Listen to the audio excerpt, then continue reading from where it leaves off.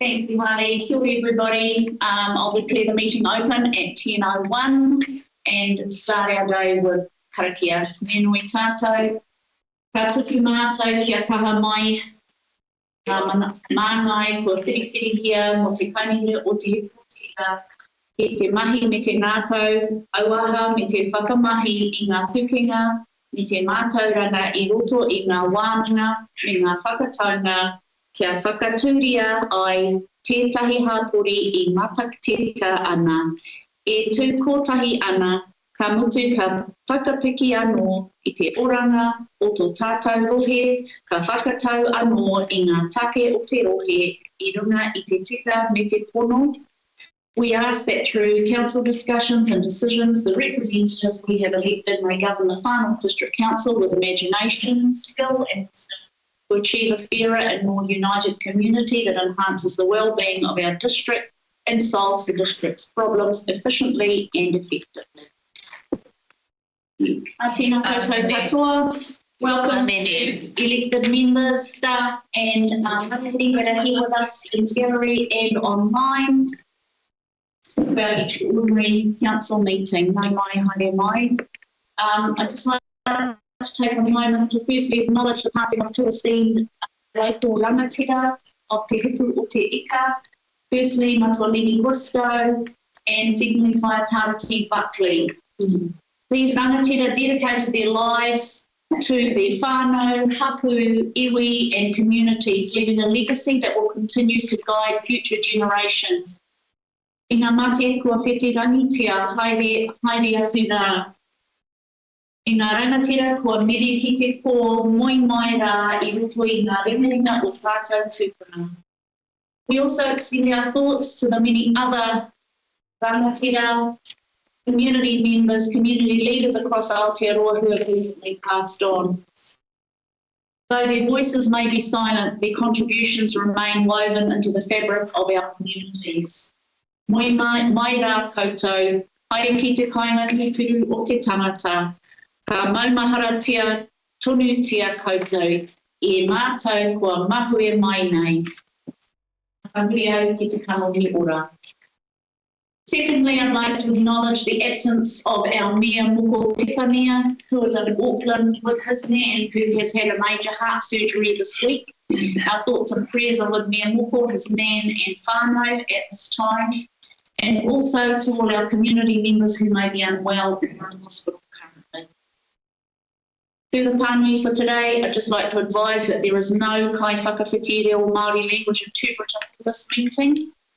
Also that, just to be aware that we are being live streamed, so can you please just keep side chats and any paper shuffling to a minimum. The public agenda is available on the Whānau District Council website, and I don't think we have any community board chairs here with us today. No, we don't. And for the public excluded part of the meeting, we will go into PX and then adjourn to allow for people to remove themselves from the room. In the event of a fire alarm, please leave the nearest exit and enter the grassy area at the back of the memorial hall here. The head warden will give us the all clear and we can return to the building. Bathrooms are located outside the main chamber doors, down the hallway and to the right. Just again, welcome to our people that are here with us today. I'll move into our apologies. I'll move that apologies from Kahika Moko Tepania and Councillor Tamati Rakina be received and a leave of absence granted. Do I have a seconder? Councillor Usage. I'll move those apologies and declarations of interest. All those in favour? Any against? Any abstentions? Thank you, that's carried. Moving into the reports section of our meeting today, item 5.1.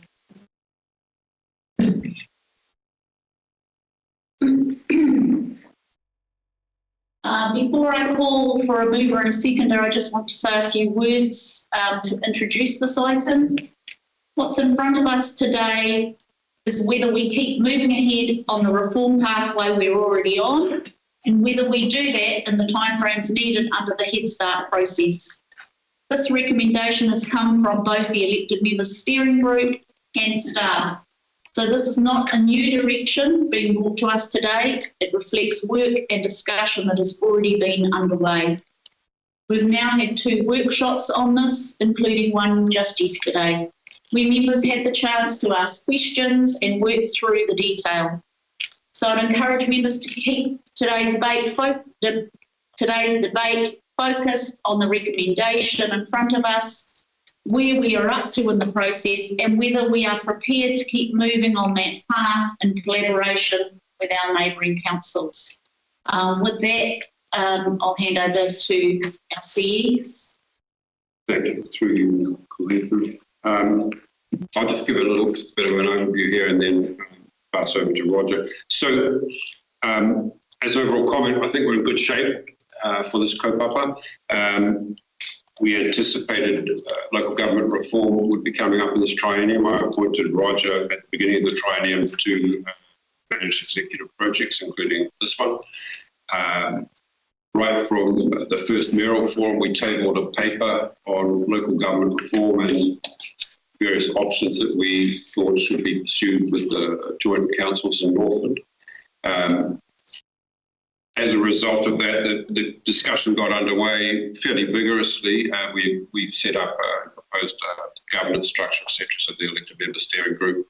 There was also supposed to be an external advisory group that hasn't eventuated because of the truncated timeline that's now come about from the Head Start program the government's announced. Generally, I think we are well poised in terms of our inputs and thinking, and the workshopping that has already taken place, I think, is going well. So in terms of the original plan we had was to discuss and analyse options for local government, and we had anticipated that we would have the first 12 months to actually go into quite some detail in terms of different options for the region, and then go through a proper consultation process, which would have taken us into early next year, and then we could have started proceeding with approaches to government, issues around legislation and enabling change, etc.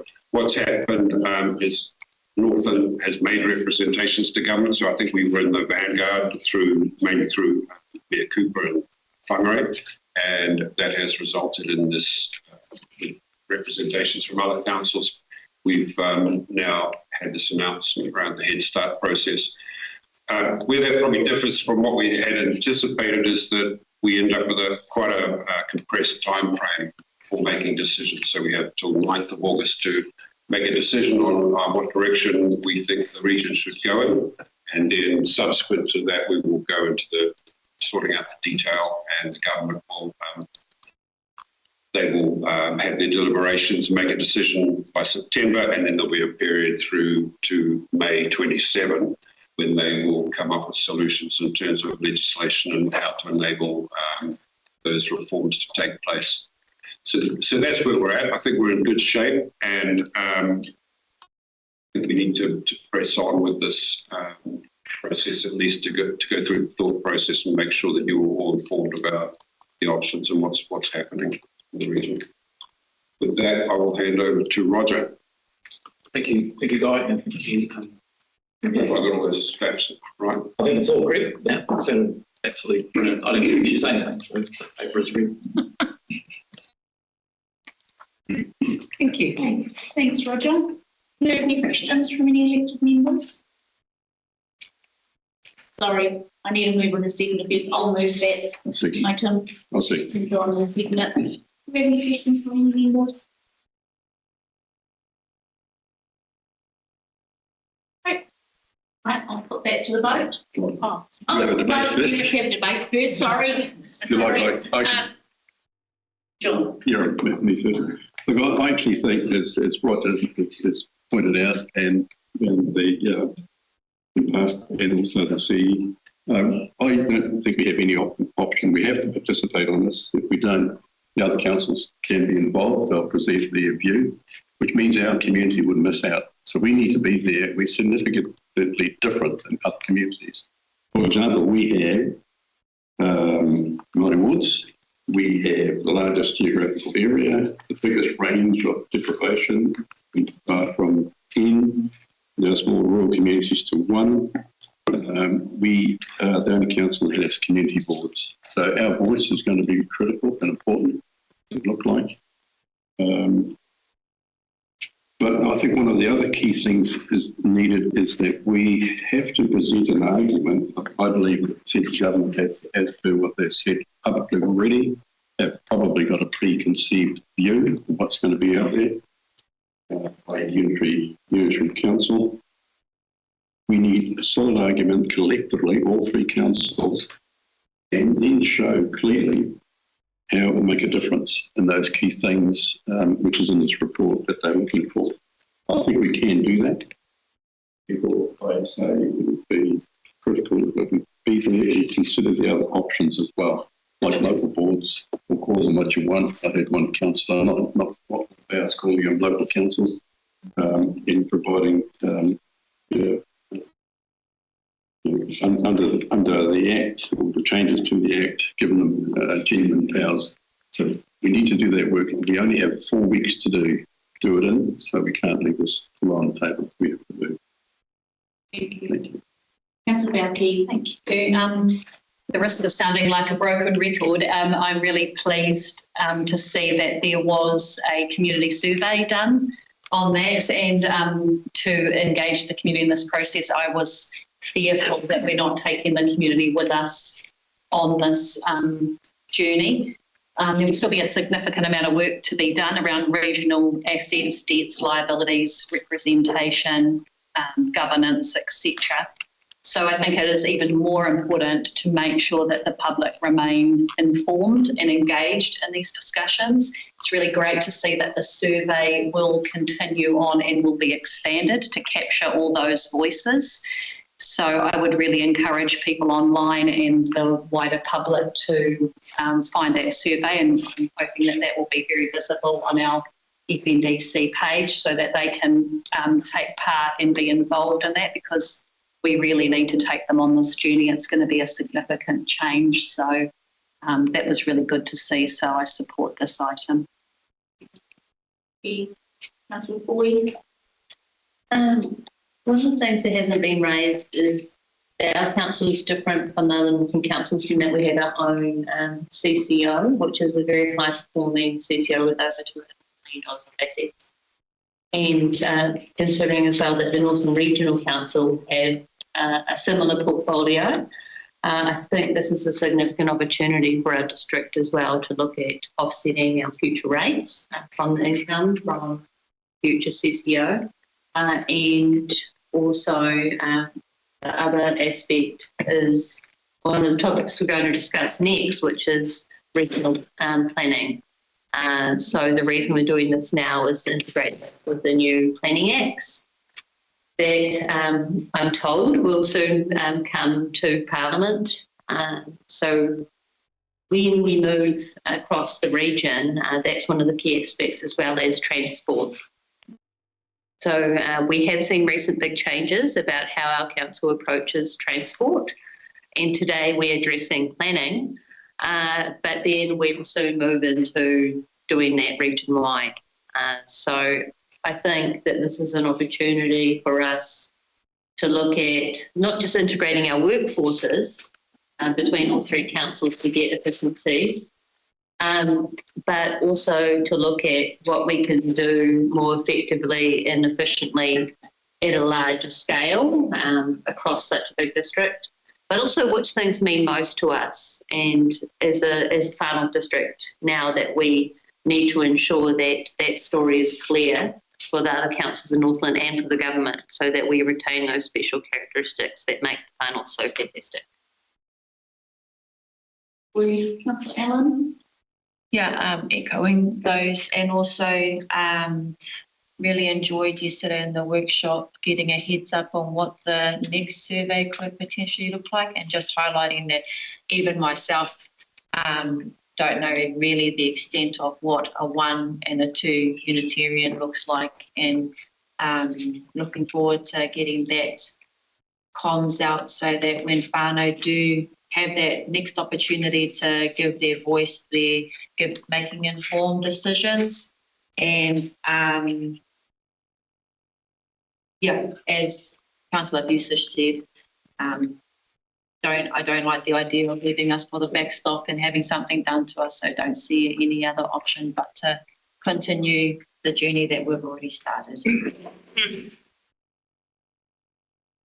Councillor Stratford. Sorry, I left the room for a moment, but did anyone mention we're really pushing or we're supportive of iwi hapu and community board members being involved in that, they take the engagement to the people, bring them with us. The expectation is that staff will give some supporting information to help guide them in their work doing that engagement. Not just up to you. The debate.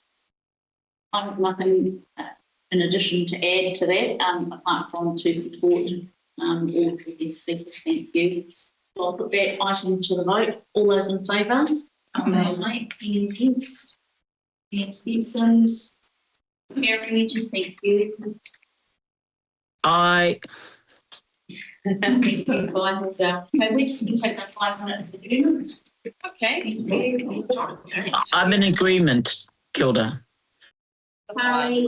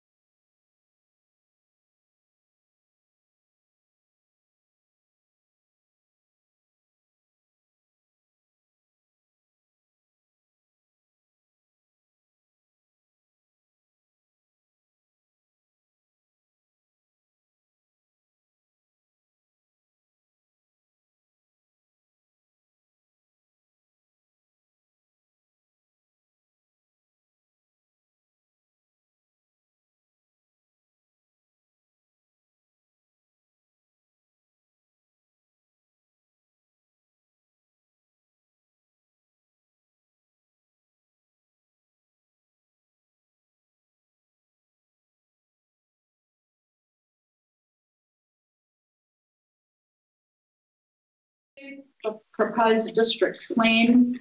Just before I call for a mover and a seconder, I just want to acknowledge how significant this item is. Our current operative district plan is more than 20 years old. And the recommendations in front of us today are the result of a huge amount of work over a long period of time. It is also likely to be the last district plan developed by the Far North on its own, which makes this decision especially important. A lot of people have contributed to getting us here: staff, independent hearings panel, submitters, iwi, hapu, stakeholders and elected members. There has been a lot of work, a lot of evidence and a lot of careful consideration along the way. As members go into this item today, I'd encourage everyone to stay focused on the recommendations in front of us, the evidence behind them and the risks that have already been outlined. This is a significant decision and it deserves a careful and steady debate. Happy to move, Madam Chair. Okay, thank you, Councillor Stratford as the mover. Do I have a seconder? Happy to second. Councillor Court. We are having difficulties with our screen today, and we have a number of recommendations here. So just for the benefit of people in the room and online that don't have the agenda in front of them, I'm going to very quickly read them out. So the recommendations are that Council A receive the report decisions on submissions to the Far North proposed district plan. B, receive the hearings panel recommendation reports and associated documents. C, accept the recommendations of the hearings panel and makes decisions on submissions in accordance with Clause 10 of Schedule 1 of the Resource Management Act 1991 and for the reasons set out in the recommendation reports, including the relation to proposed plan variation. D, accept and make the recommendations of the PDP hearings panel on notices of requirement to requiring authorities in accordance with Clause 9(1), Schedule 1 of the Resource Management Act 1991. E, accept the recommendations of the hearings panel and make the decisions relating to designations for Far North District Council as requiring authority in accordance with Clause 9(2) of Schedule 1 of the Resource Management Act 1991. F, approve public notification of Council's decisions on submissions and Far North District Council designations and its recommendations on designations from other requiring authorities no later than 30 June 2026. G, recognise formally the significant time and input that submitters within the process have put into the submissions, further submissions and hearings process. And H, recognise formally the significant time and input that the staff and the hearings panel appointed to make recommendations with the process have put into the submissions, further submissions and hearings process. I'll now hand over to our CE and to make comment and Sorry, just to interrupt, I need to withdraw moving the item and I'll offer it to somebody else to move. I'll move, and that's the case. Thank you, Councillor Research. I'll just call the staff to address this item. Okay, like to begin? Yes, thank you, Guy. I'm joined by Tammy, who is my team member, and Sarah, who sits in prison, and we will speak to the key matters in the report together. And as it was outlined today, this is a major point in the proposed district plan process. Given the importance of today's item, we want to provide a focused overview of what councils are in the room and those. We will cover how the process has reached this point, the decision-making framework, the recommended pathway, and what happens next. And there is a slide 2 can be displayed. Yes. Point 2. So this slide sets out the purpose of the report, and I will not read through each point, but the key message is that the report brings the proposed district plan to council for decision and submissions with the panel's recommendation and key steps that's set out in the paper. I will hand over to Tammy to begin with the background and process today. Next slide, thank you. So as mentioned before, the proposed district plan will over time fully replace the operative district plan as we move through the different plan making stages. It's been under development since 2016. Sorry, can we just speak up a little bit? People behind who can't hear either. Thank you. Let me know if I'm not loud enough. The proposed district plan will guide how the district's land can be used, developed and subdivided across the far north. It will influence future housing, business activities, infrastructure development and environmental management outcomes. Correct. It has been written to respond to our growth needs, our environmental needs and also national direction. It will remain a living document as we still go through other phases if changes are made, such as through the appeals process and future plan changes. As demonstrated in this slide, there's been multiple steps in the plan making process. At the beginning of the process, it was done in terms of pre-engagement, which is a non-statutory process. So that involved us since 2016 going out and doing multiple phases of engagement with the community. We went out first of all to understand what the issues were affecting the community and what aspirations our different communities had. We then went out in 2018 with a draft policy framework for our communities to comment on and our key stakeholders.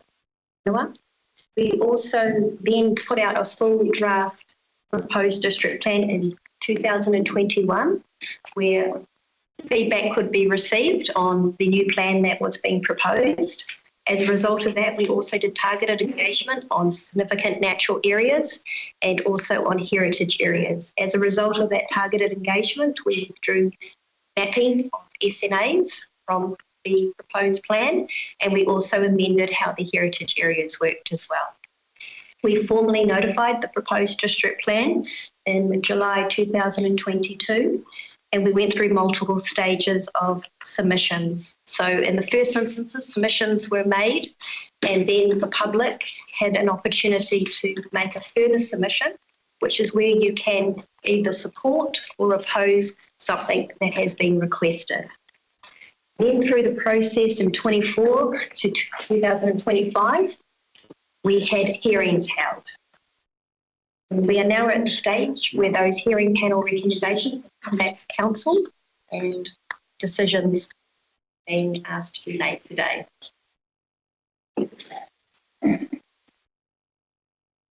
As mentioned, it went through multiple submission opportunities for the public to engage in the process. There were over 605 submissions received. There were 589 further submissions. Within those submissions, there were a total of 8,700 requests made in terms of people asking either to amend, reject, or supporting parts of the plan. Next slide, please. The hearing process took over 18 months. It was 40 days of hearings, over 320 hours of hearing time. There were 17 hearing topics heard by the hearing panel. There was 800 plus briefs of evidence presented.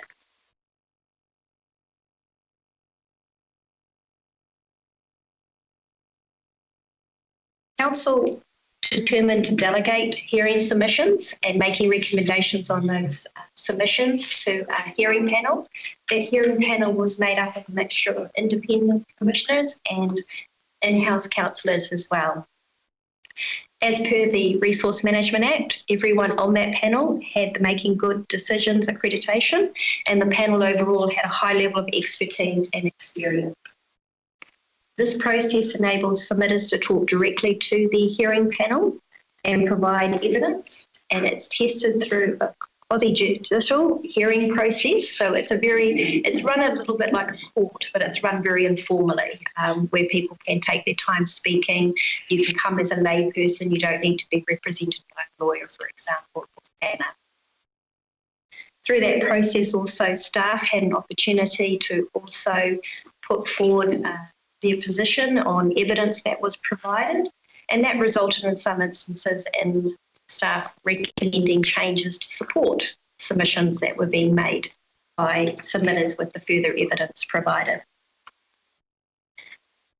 The hearing panel has now discharged its duties, and they have presented to Council its recommendations, which also includes their reasoning and the evaluation process they went through.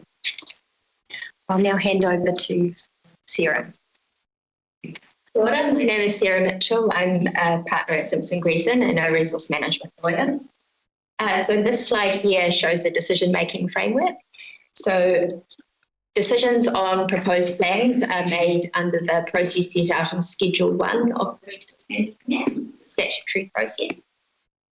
Decision-making under that process must include the evaluations required by the RMA. So there are a number of statutory provisions that need to be stepped through and align with the principles of natural justice and procedural fairness. And the other point to note there is that decisions on proposed plans must be within the scope of submissions. Next slide. So turning to the Council's role, so your role, having received the hearing panel's recommendations, is that you are the decision maker on submissions. You must rely on material that was before the hearings panel. Avoid any perception of bias or predetermination. You must provide clear, lawful reasons for your decisions, and that can be achieved by adopting the panel's reasons if you choose to accept their recommendations.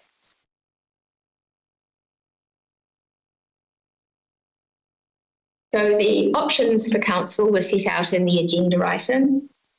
Broadly, there were three. The recommended option from the Council officers is to accept the panel's recommendations in full. Then the second option is to depart from one or more recommendations and make a different decision on that recommendation. Or the third option is to defer your decisions on the proposed plan. Can you hand you over to Kate? Thank you. So usually that brings us to the recommended option before Council. The office's recommendation is that Council accepts the hearing panel recommendations in full and adopt the panel's opinions. Accepting the panel recommendation in full is considered the most efficient and appropriate pathway to move the proposed district plan to the next statutory step, including notification of decision. And I will now hand back to Tammy to about the panel next if Council proceeds with explanation. So what will happen next is there'll be a final quality assurance check, just to do checks such as making sure spelling and grammar is correct. We will move forward with the formal notification of decisions on the 30th of June. What happens from there is the appeal period opens as of that day, and that is a 30 working day appeal period that submitters have. At the close of that 30-day working appeal period, there's also a 15 working day period where interested parties can be asked to join appeals as well.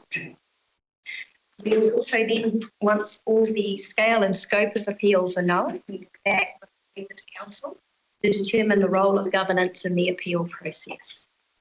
And that could be around September or October, depending on the scale of appeals.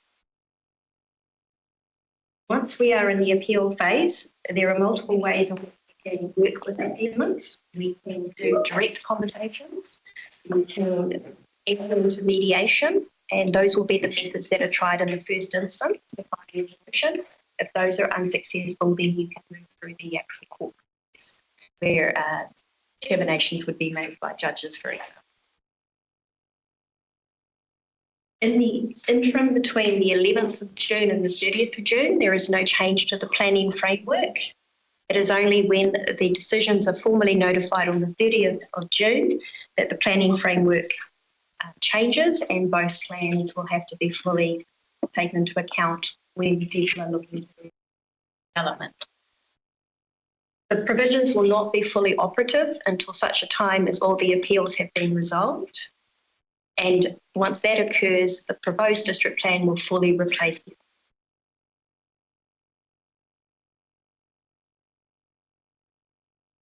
Over to Kate for the next slide, thank you. Thank you. To draw the key points together, there are a few messages I would like to voice out. The first one, this has been a substantial and robust process. It has involved public engagement, submissions, hearings, evidence, technical input, legal support, and independent final recommendations.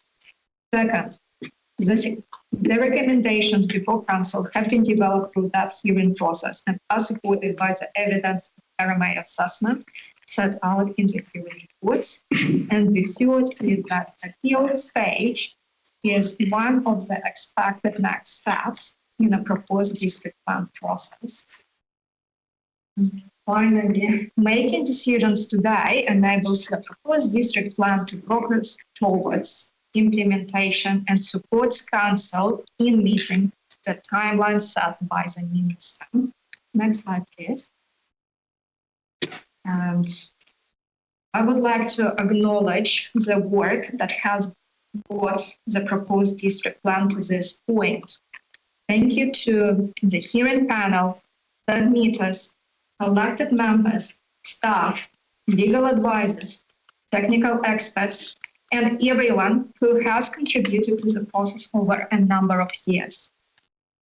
And I also want to acknowledge the time elected members have taken to work through a significant amount of material out of today's discussion. Thank you. Okay, thank you, everybody. Do you have any questions from elected members? Like Kelly, up on Councillor Stratford. Oh, no, I didn't have a question. I was putting my hand up in the queue to speak. Oh. But Taihuga has asked a question. Taihuga? Kia ora koutou. I tautoko all of what has been said about the PDP process. My question is, are amendments able to be made today?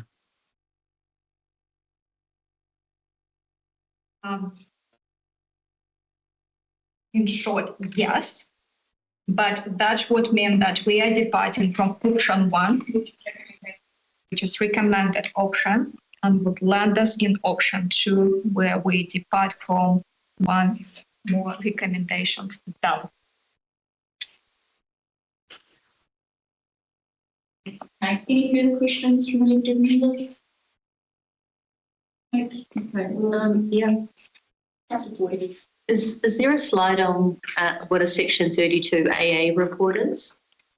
And that if council has decided to depart from the recommendations today, that they would need to write their own Section 32 AA report in order to meet the requirements of the Act?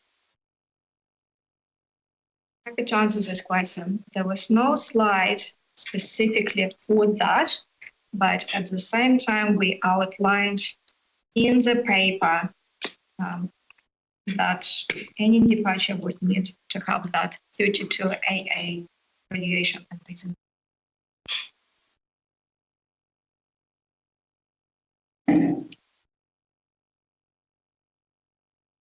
Any further questions? No, just that was the question I was going to ask, but it's in the report, and Kate has outlined it.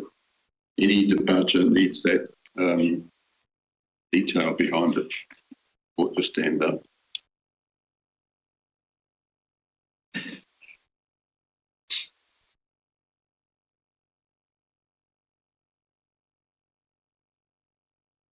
I moved it.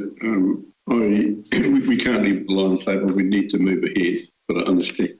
Just before we move into debate, Councillor Busick, I just had a reminder to everybody of their obligation when and if any arise to declare. So we'll move into debate. Yep, I'll leave my comments later. We need to move ahead. There might be.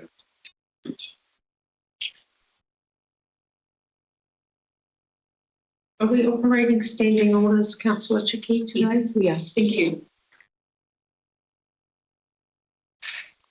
As seconder, I'll reserve my right to later in the meeting. Thank you. Thank you.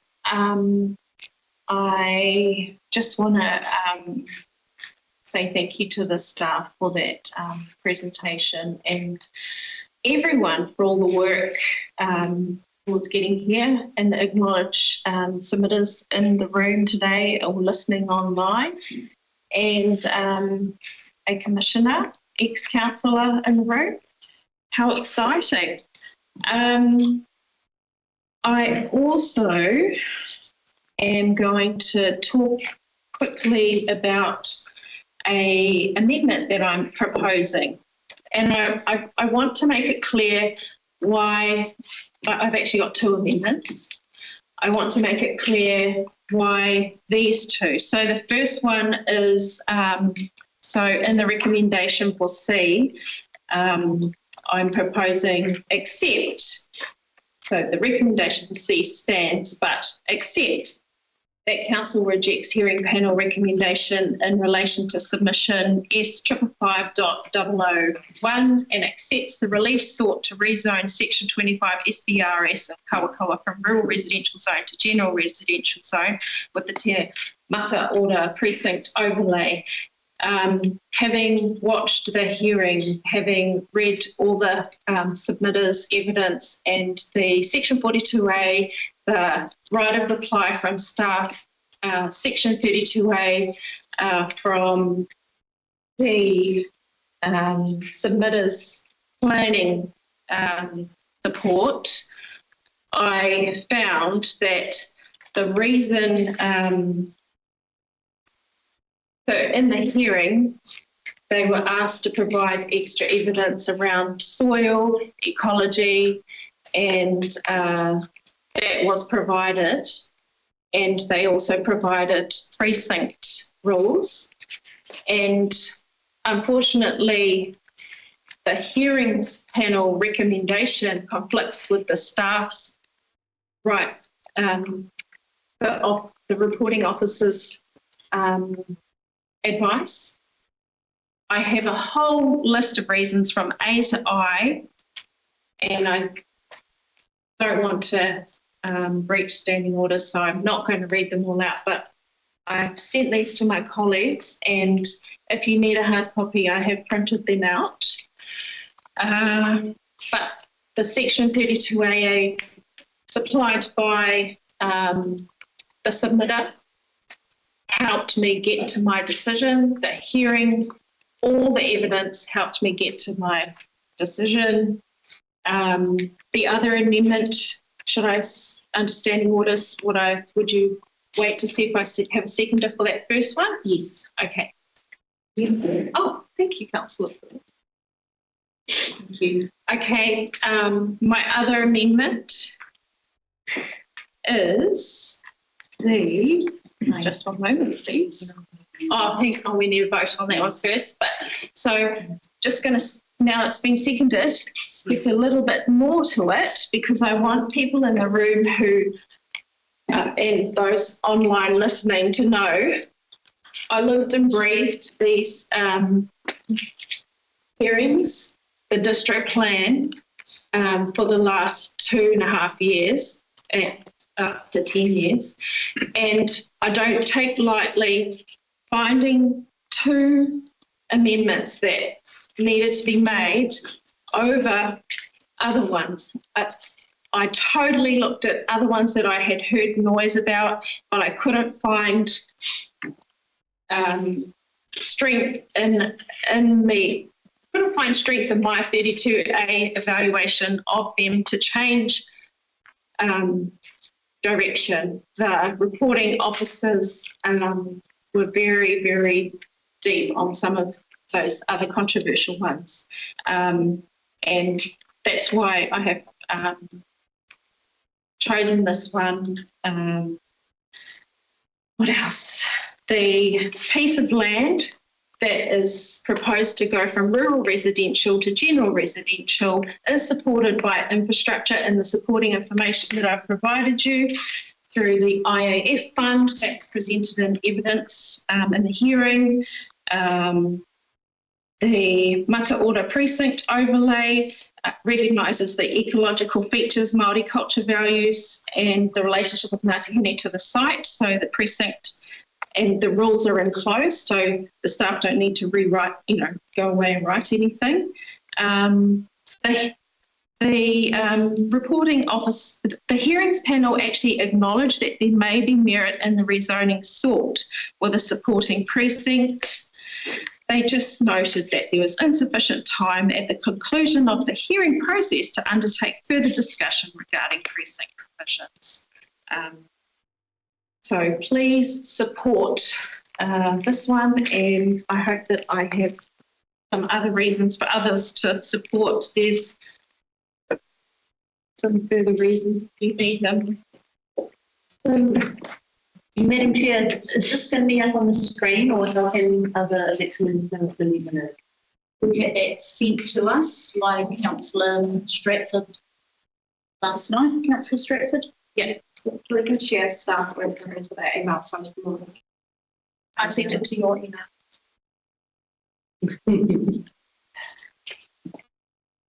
Okay, so while it's being done, Madam Chair.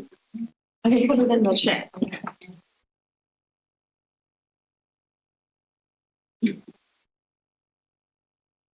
Okay. Are there any questions for Councillor Stratford?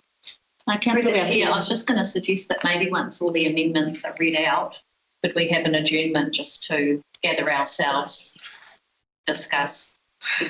Thank you. So we want to go to the next amendment. Okay. I'm saying all those you have to go so I can get them. Oh, yeah, well, one at a time, or we could adjourn. Have we all got copies? Yeah. All right.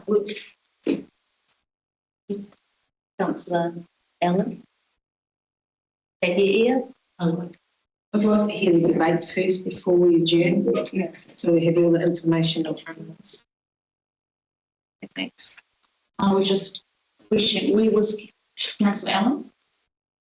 That sounds like she's on. All right. So we're going to go to questions. Madam Chair, seconded, I would like to speak to the item.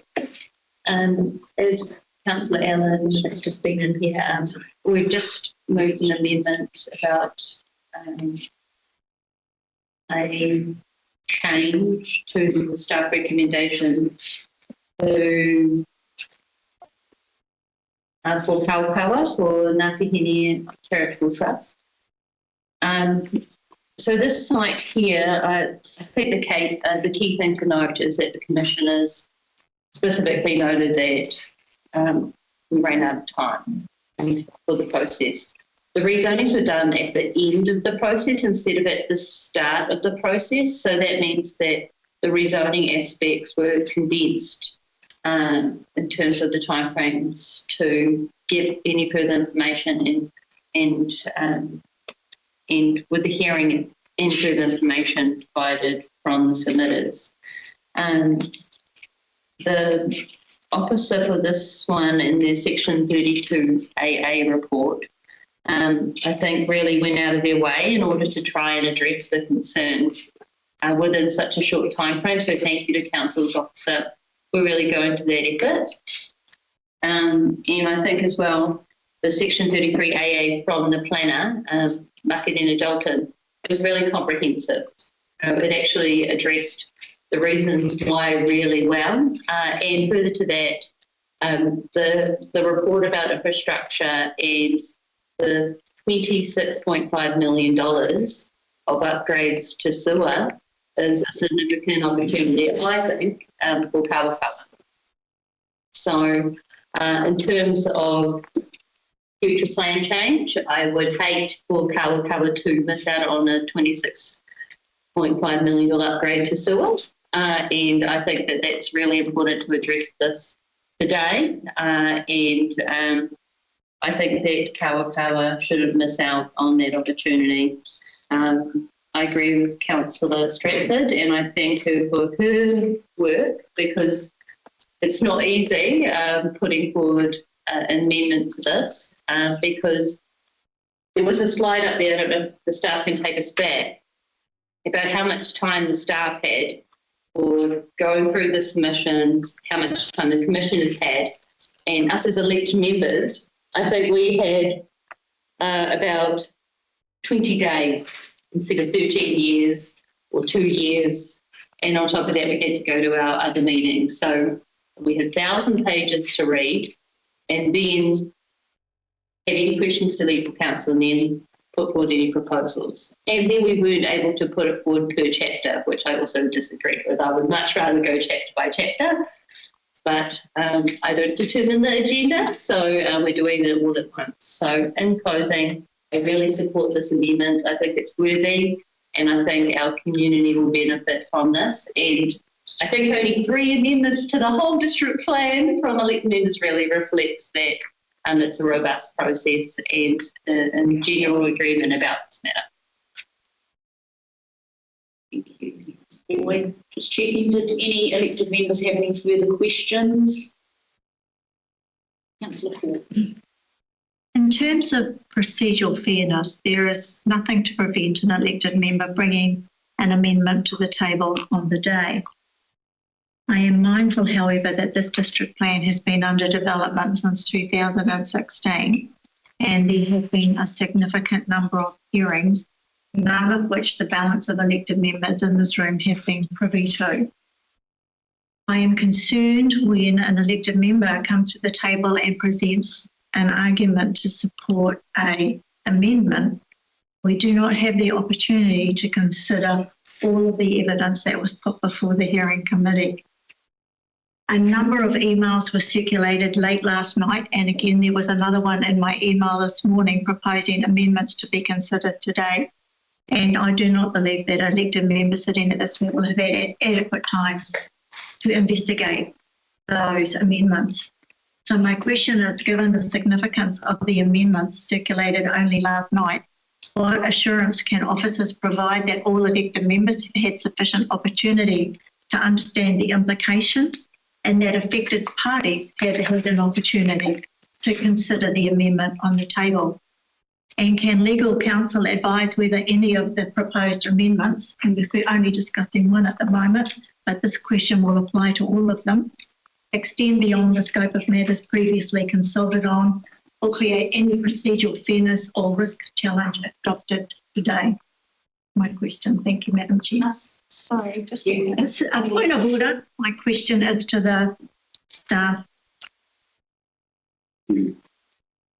Tammy, if you could just elaborate on the process. So we have alternatives. The amendment proposed today does present some risks for elected members in terms of the completeness of information, the debate, etc., etc. Can you just speak to that, and then also to the alternative, which would be the appeals process, as I understand it, and what is just outline the appeals process as the alternative, please?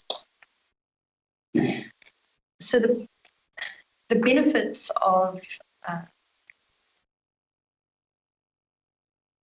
going with the staff recommendation, which is the benefit of going through the process recommended by staff, which is to accept the panel recommendation, is that it maintains the integrity of the process.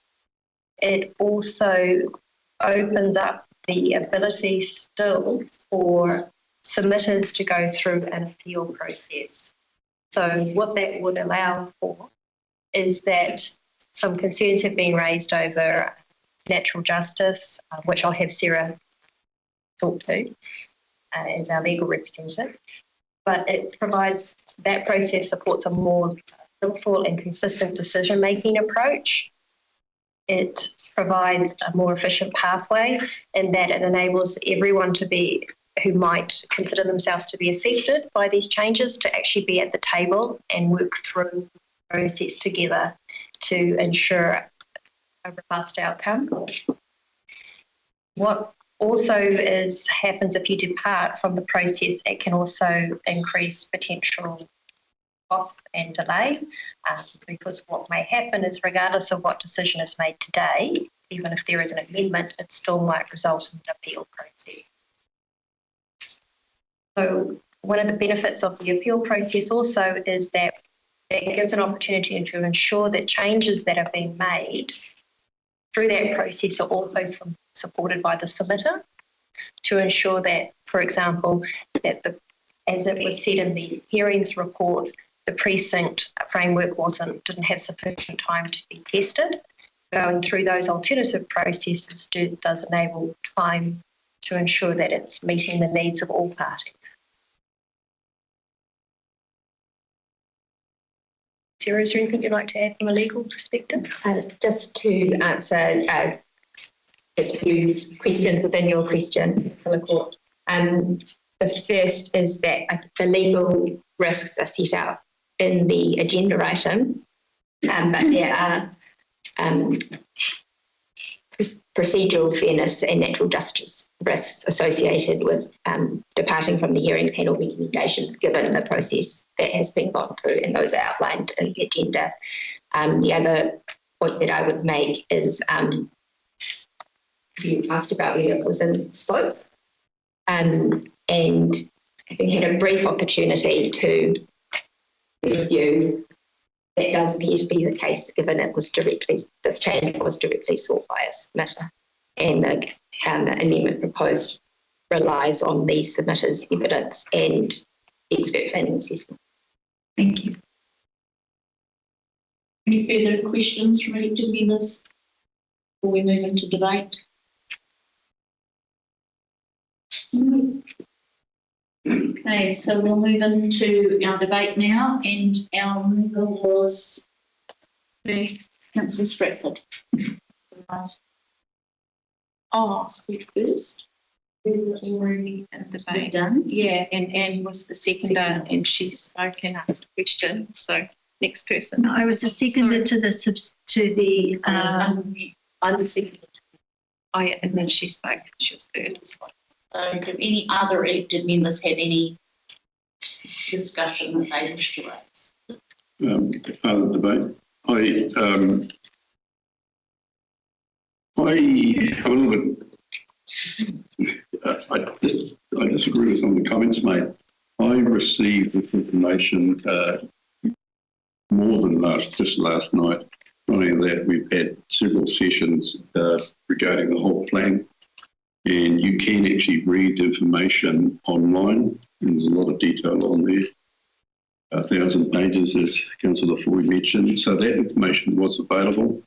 When I look at some of the supporting lectures, which I've printed out here, public was, well, there's definitely the support from it, and as I understand from what I read, it was well written and covered the sections that were needed. I'm just finding them.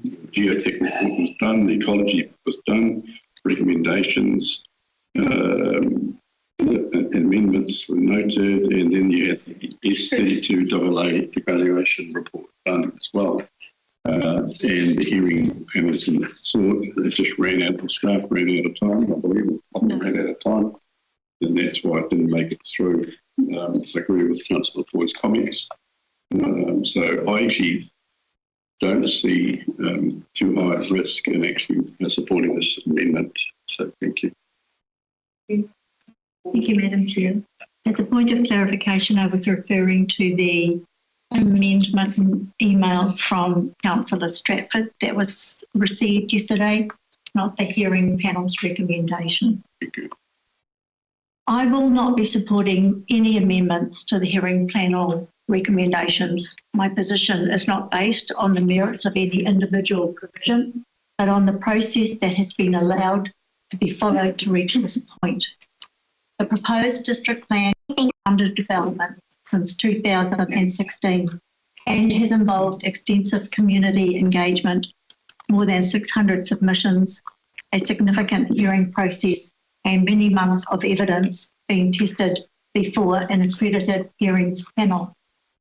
The hearings panel has heard directly from submitters, questioned witnesses, and considered expert evidence.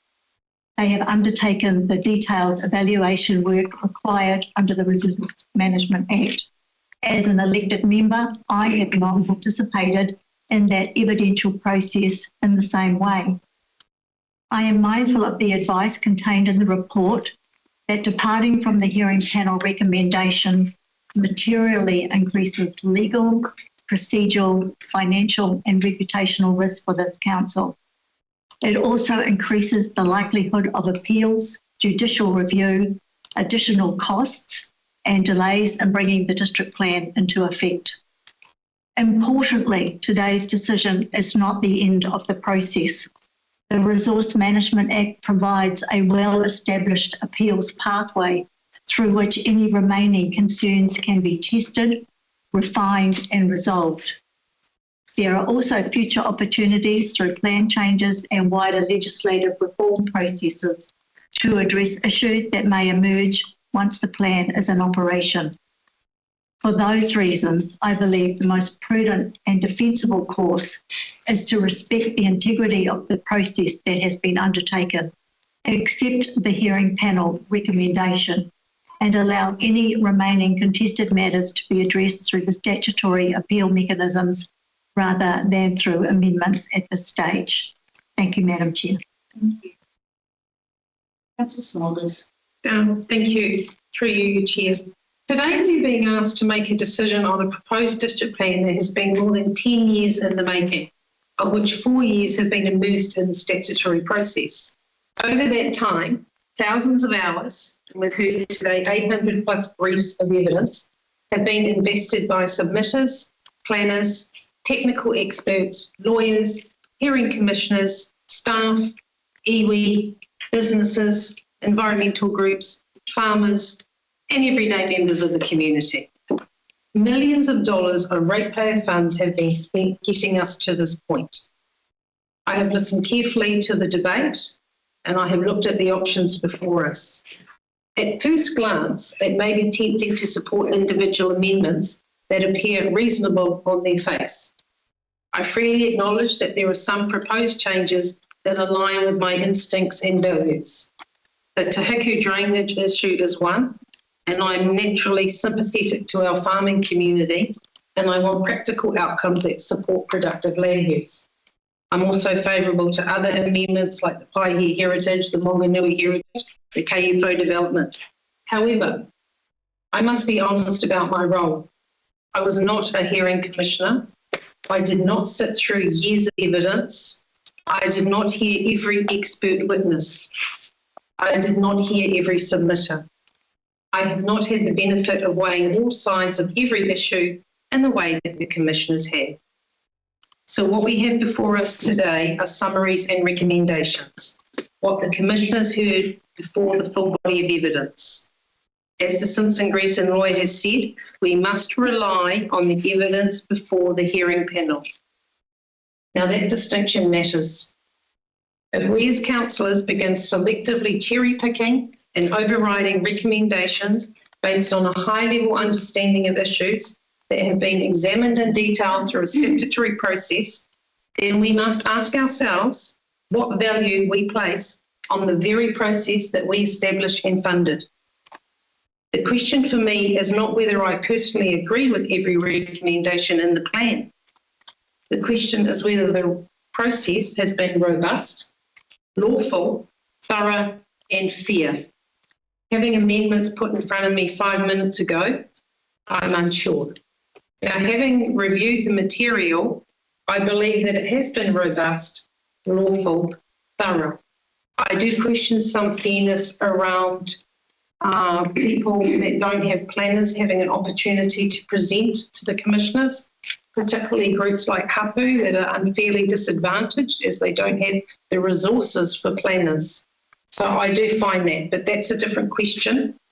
So where parties disagree with particular recommendations, Parliament has provided a mechanism to address those concerns. So I support Councillor Court's comments around the mechanism in the appeals process, which I won't repeat now. But if a recommendation is genuinely flawed, if evidence has been misunderstood, or if better outcomes can be achieved, then those matters can be tested through the proper appeal pathway. I do not believe it is prudent for councillors at the end of a 10-year process to substitute 10 minutes of consideration for 10 years of evidence gathering. Nor do I believe we should lightly create additional uncertainty, delay, litigation risk, which I understand from the lawyer today could be significant, at the expense of the ratepayers who have already funded this process from start to finish. Now, no plan is perfect. No document of this size and complexity ever will be. But perfection is not the test before us today. The test is whether we had the confidence and the integrity of the process that produced it. And I do. So thanks to all the staff, your skills, knowledge, resilience has been noted. So take a bow. But for that reason, I do not support the amendment that's in front of us. Thank you. Councillor Smiles. Are we voting? Yeah.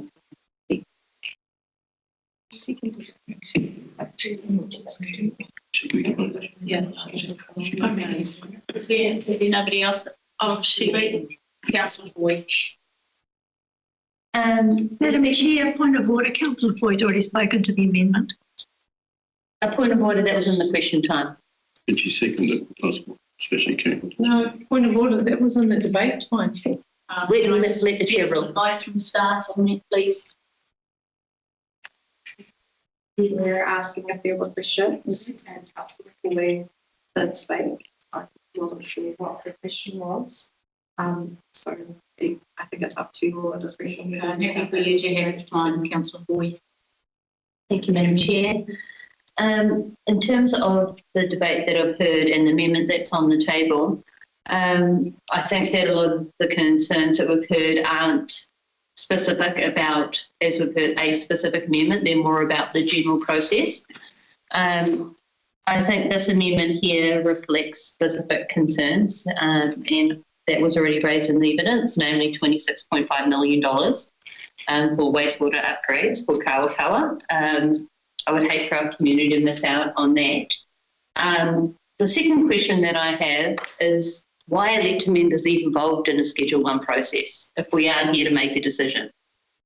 We delegate that to staff as part of resource consents, and they make the decision on all resource consents.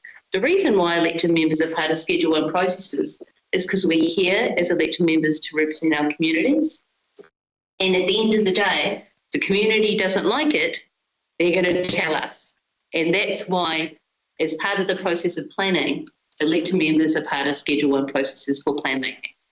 So although it's been raised about processes, and we hear the staff's recommendations because they're here to do just that, to recommend to us and their professional opinions, our job is to represent the community and do what we think is best for our community and be accountable to our community. So in closing, I think that this is a genuine concern that we can address now, and that will resolve these issues, be a fantastic outcome for Kawakawa. And also, as our lawyer has said, is within scope. And the amendment today, I think, is really sensible and pragmatic to allow us to move on. Thank you. Closing comments, councillors? Yeah, try to be fast.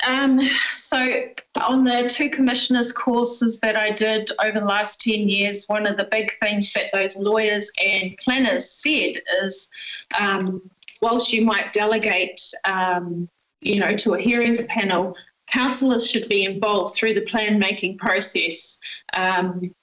We need to also challenge those recommendations. Anyway, I had written some notes so I stay on topic and fast. We, the panel did undertake an extensive and valuable process, and I've already acknowledged their work. However, as Felicity said, Councillor Boyd said, the decision rests with elected members. Respecting those panel decisions and stuff does not require us to accept every recommendation unchanged as Councillor Boy said, Parliament deliberately vested the decision-making responsibility in Council. And we're not introducing entirely new concepts or rehearing evidence. Rather, we're relying on material that was already tested through the hearing process, no new evidence, and was reported on by the reporting officer, which is staff. A carefully reasoned amendment grounded in the evidence and supported by planning advice is not a rejection of process, it is part of the process. Good governance requires us to consider whether the recommendation before us achieves the most appropriate outcome under the Act. If we're satisfied an alternative approach better gives effect to the purposes of that Act, then we shouldn't shy away from making that decision. While appeals are possible, the possibility of an appeal alone should not defer us from making the decision which would be most expeditious. Our responsibility is not simply to endorse recommendations. It never is when we get recommendations to this table, but to deliver, to ensure district plan delivers outcomes that are robust, balanced, and in the long-term interests of our communities. There was one more point, but it disappeared. Please support this amendment, and then we can move on to the next one. Thank you, Councillor Stratford. Are we going to take a 10-minute adjournment now? Thank you. You're not going to vote through? No.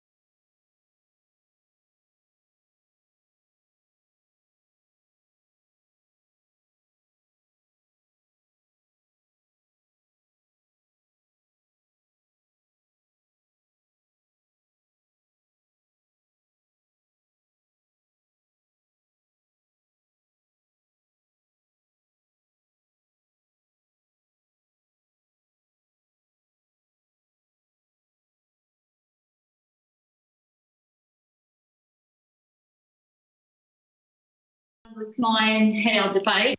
I'm just going to have it start now. Check that the current wording is amended. Okay. Keep going. Questions?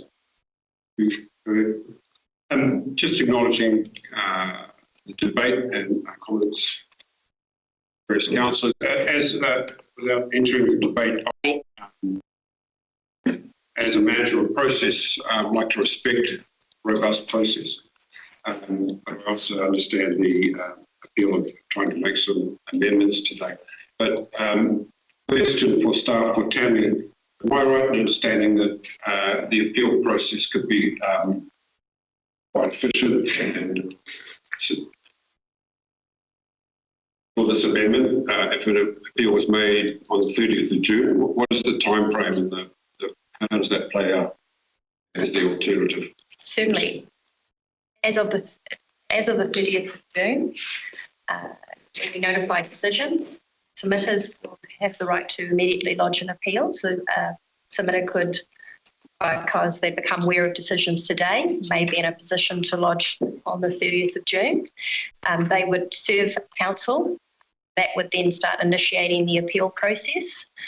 So council could straight away start engaging with someone who, as soon as they have served us with an appeal. We do have a 45 working day period where we would have to understand the scope of appeal potentially, because you have your 30 working days when other appeals could be lodged relative to that matter, and then a 15 working day period where you'd have to see if other interested parties joined.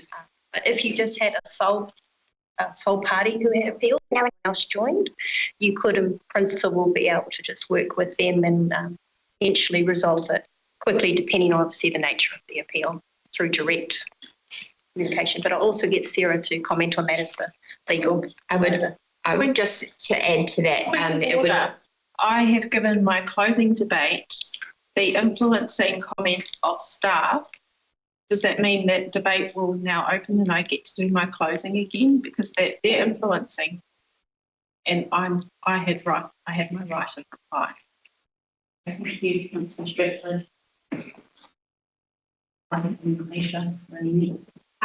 I said, I'm not looking into the debate to the question that the board's the same answers. One more question, Steve. No. Question time As we go good. It's finished. Usage, sorry. Sarah, had you finished your conversation? I was just going to add to that any resolution would need to be approved by the Environment Court. So you can reach an agreement with an appellant and then you need to submit the agreed provisions and the reasons for them to the Environment Court, and then the Environment Court will carry out the necessary analysis and make a decision. Okay. Thank you. All right, we have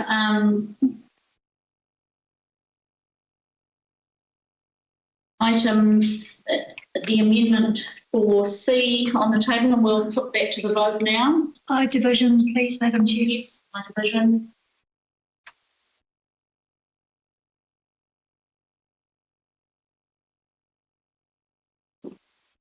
We'll go to Councillor Allen. Aye. Councillor Belkey. Abstain.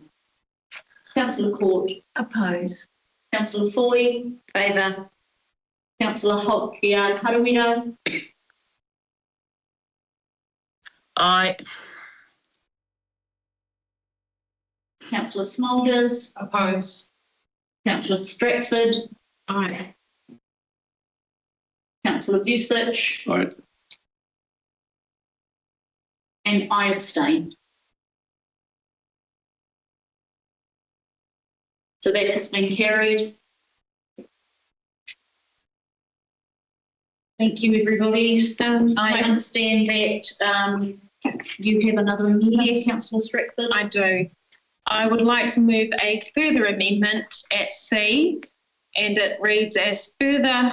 Council rejects the hearings panel recommendation in relation to submission 257.023 Te Hiku Community Board and accepts the relief sought to amend the infrastructure chapter and planning maps to recognise and provide for land drainage, I should say, land drainage infrastructure within the Kaitaia, Waiharara, Paikino and Motutangi drainage districts. Do I have a seconder? Seconder for that. Aye. Oh, Thank you, Councillor Polkia Harawira. And would you like So, questions or me to speak to it? I have some questions. we have questions first, please, Councillor Stratford. Do any members have any questions for Councillor Stratford? Research. It's not only for Councillor Stratford. So the question which came up with the other staff comments is for Tammy. You mentioned Tammy, I don't understand that, but you said that in the, so for the public to hear, you said that in some of the workshops we did. And that is that on the 1st of July, sure, we put in an appeal, but tell me what, I think if I remember correctly, it was said that that process could take a year or more. Is that correct? So while we can move quickly, it's still got a long process to go. It's good. Depending on what happens, take a year. I can't remember exactly what I said. Thank you for the question. It all depends on the nature of the appeal as to the time in which it would take to be resolved, and obviously whether agreement could be reached between all relevant parties. So it's kind of a case-by-case scenario. It's not a stock standard response that can be given that this is how long something's going to take, because that would depend on what work you had to do together to find any solutions to address issues that were not able to be addressed during the hearing process, or were unable to because perhaps lack of the information available. So I couldn't time frame that it would take. Perhaps though we could ask Sarah if there's any, is there anything that you, from your own experience, that you would like to add? Yes. Yeah, I would second that reasoning. It can take a range of different time periods depending on how many appeals there are, how many parties there are, how diverged those parties are in their views. So an appeal where there's only the appellant and the council, and then that can get resolved by agreement and get everything to the Environment Court, that could be resolved reasonably quickly if the Environment Court has capacity to consider the documents quickly. But in my experience in plan review processes like this, it can take a year or more to have all of the appeals resolved, particularly where there are multiple parties. So it really depends. Yeah. I have two other quick questions quickly. I understood, and I actually saw it myself, and I could get access to it online, that all of the proceedings, everything was available online, and just what I heard. That was said that they couldn't actually see that and will be party of it, but you don't just sit there, you can get the actual videos as well, I believe. Is that correct? Sorry, I'm not sure what question. Oh, in terms of elected members who may not have been sitting on the proceedings, getting access to all information, I saw it online, and I understand that everything was online, including the proceeding videos, all available. That is correct. All the hearings were recorded and all the evidence and other relevant information was made publicly available on the council website.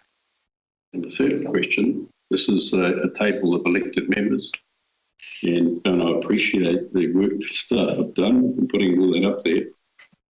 But we are entitled to make decisions. We are not, it's not been predetermined by subject matter expert, unelected members, if you like.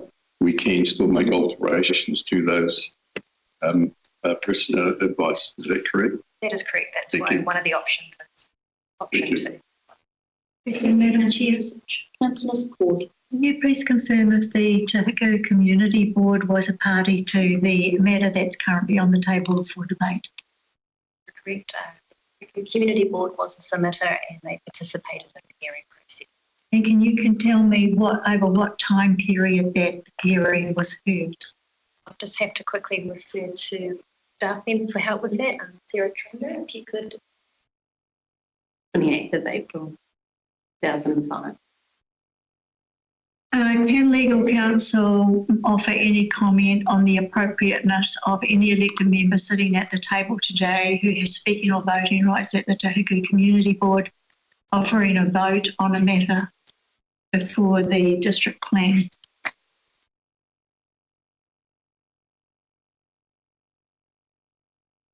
As happened at the start of the meeting, elected members were asked to declare any conflicts of interest, different types of conflicts of interest. There's actual and C, but that judgment sits with each elected member as to whether they feel there is a conflict. But consideration obviously needs to be given to any involvement that parties may have had in a submission process due to an entity they may have sat on, for example. Many of us have family members, for example, that may have made submissions and other things we may be associated with.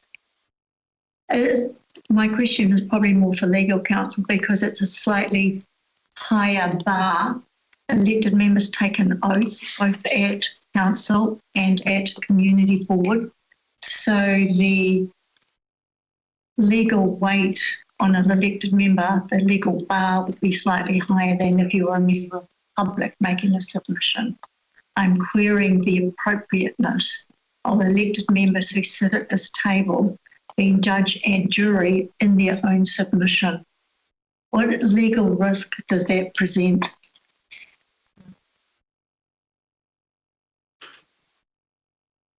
Okay.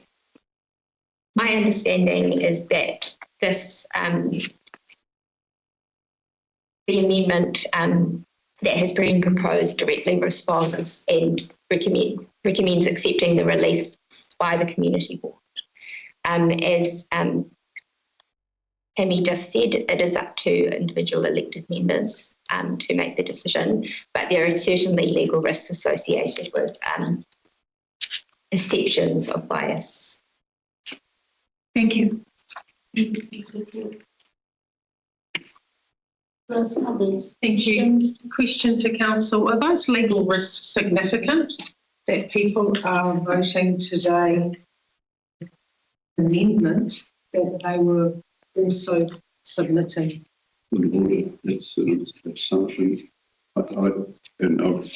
There's another question that needs to be asked first. Point of order. I've asked a question to council. Can you repeat your question, Councillor Roberts?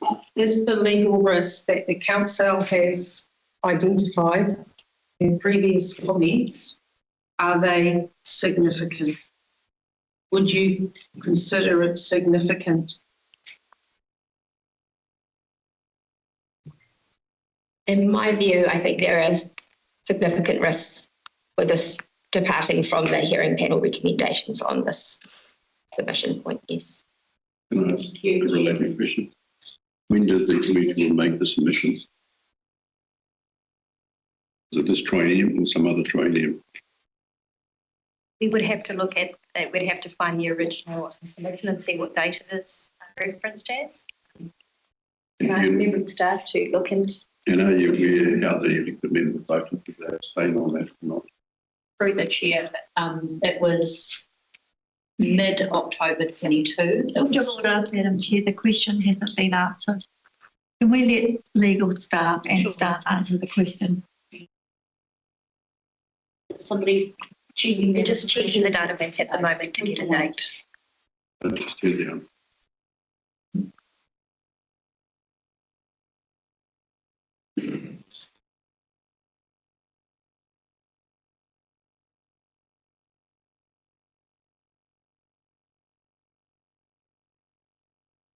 Just checking on order, Madam Chair, can I ask a question? Sorry, we've got that information. Sarah had a hard copy to provide it. The date on the community board submission is the 20th of October 2022. Thank you, Sarah. Madam Chair, the question hasn't been fully answered. My question was, when was it heard? Sorry, Councillor. That was confirmed, I believe, by staff. It's April 2025. April was the hearing. Yeah, 22 April. Thank you. What year, sorry? 2025. 2025. Thank you. Councillor Halkia, how do we do? Questions? An answer to a question.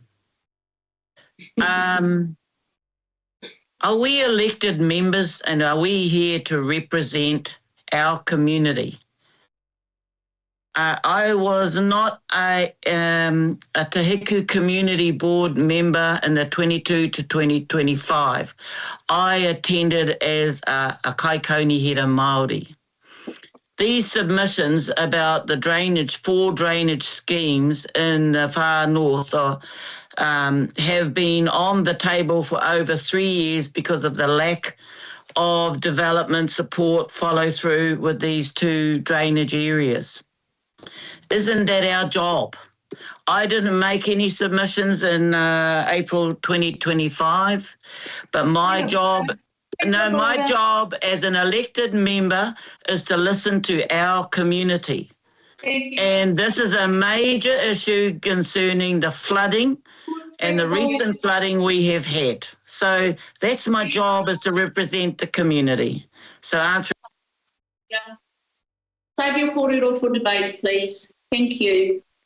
We're still on questions. Any further questions, Councillor Allen? So I just want to confirm that the community board submitted and heard in the last triennium, not this one. Is that correct? In terms of they were heard in the last triennium, yes. Yeah, and there is a submitted. little bit of a leftover in terms of swearing in. Thank you. Any further questions? Councillor Busich, did you have a question or was that a slide? It's good. Thank you. All right. Sorry. Councillor Chair, just to clarify, legal counsel, as you can still support an amendment and abstain from voting. Is that correct? Speak to it, me. Yes. I won't, without voting on it, you can still speak to it. Yes. In terms of. Why would you if you're not going to support it? Councillor Halkia, how do we do? Chair, are you talking about if there was a conflict, whether or not perceived conflict? Yeah. If it's a perceived conflict, then it's a lower risk. But again, it's up to the member to decide. Yeah, I just wanted to hear from legal. She's our own Does that clarify for you, Councillor Belkey? Say it again, Sarah, would you be able to answer that? And you want to just answer Councillor Belkey's question? I think it's not a legal question so much as it's up to the council to. Thank you. Thank you. Are there any further questions? Will there be no further questions? We'll move into debate. Thank you. Councillor Stratford, maybe you have first right to speak. Okay. I've put myself in the shoes of the hearings panel, watched the video back, read all the evidence, and that includes other submissions, the officer's right of reply, and came up with these reasons to move this amendment. To recognise and provide for land drainage infrastructure, including objectives, policies, rules and mapping. The Far North Land Drainage Bylaw, which was presented by one of the submitters, she tried to hand it over and they said, oh, no, staff will get it for us. And I don't know whether the, hearings panel actually got to see the bylaw, but it was made very apparent in that hearing the issues around drainage infrastructure, including the drainage channels and the associated maintenance corridors. These drainage schemes continue to perform an important role in supporting productive land use, managing flood risk and protecting communities and infrastructure. Evidence presented to the hearings panel identified ongoing land use change and horticultural development within drainage districts. including additional drainage connections and alterations to drainage patterns that may affect the operation of land drainage schemes. The land drainage districts are already recognised through the established drainage schemes, a targeted rate, and the Far North Land Drainage Bylaw, but unfortunately the bylaw is not doing much. The proposed district plan does not currently identify land drainage infrastructure on the planning maps or provide a framework for considering effects on those assets through subdivision, earthworks and land use development processes. Recognition of land drainage infrastructure within the district plan would improve visibility of these assets and assist in ensuring that future subdivision, use and development does not compromise their operation, maintenance, upgrading or renewal. The relief sought complements the regional plan for Northland and the Far North Land Drainage Bylaw by providing a planning framework through which land drainage infrastructure can be identified and considered before development occurs. A Section 32A evaluation concludes that recognising land drainage infrastructure within the district plan is a more effective and efficient method of managing effects on these assets than relying solely on operational and enforcement mechanisms after development has occurred. We learned how to do that in the Commissioner's course, those evaluations. On balance, the evidence before the hearings panel supported recognising and providing the land drainage infrastructure within the Kaitaia, Waiharara, Kaikino and Mutatangi drainage districts. They just didn't conclude to do it. So that's why I'm moving this amendment and proposing that we do it. Kia ora. Thank you. Mr. Stratford.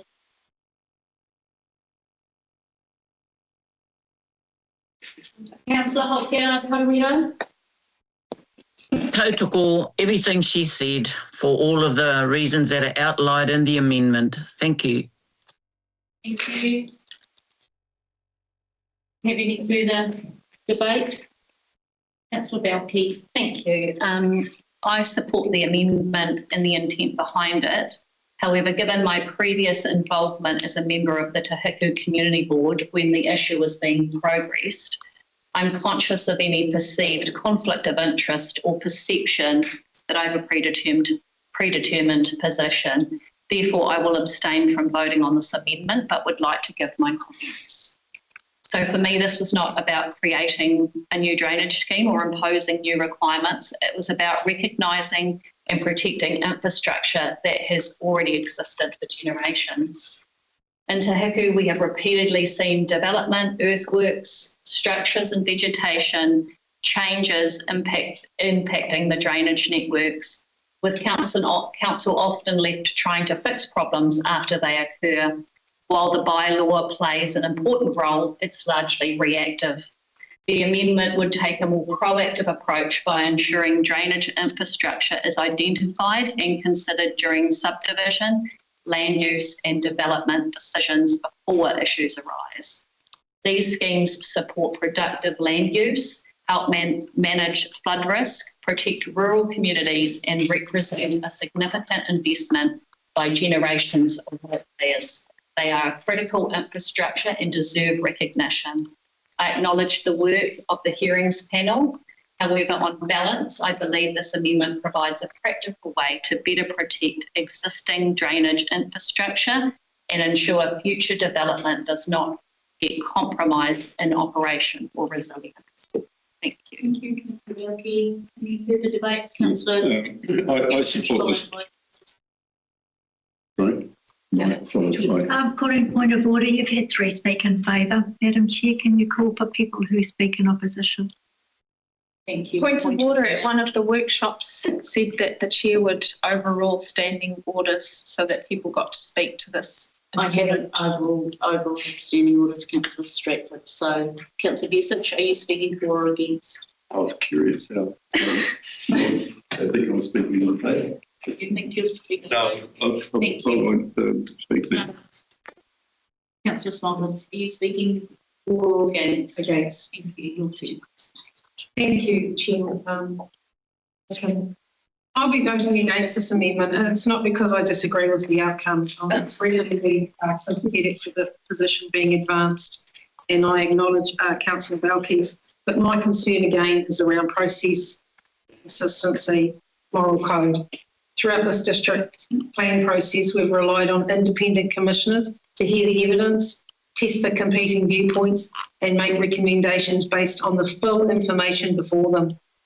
The reality is that I have not heard the evidence. I have not sat through every submission, read every support, every cross-examination the commissioners have.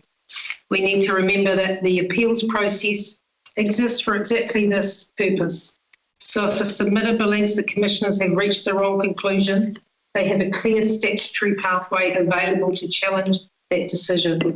That process allows all affected parties to participate, present evidence, and have their arguments properly considered. Importantly, it treats everyone equally because everyone matters. So whether you're a farmer, a business owner, environment, iwi, organisation, resident, the same process is available to all. The appeals process is not a failure of the district plan process. It is part of the district plan process. It is the mechanism created to resolve disputes fairly, transparently, and on the basis of evidence.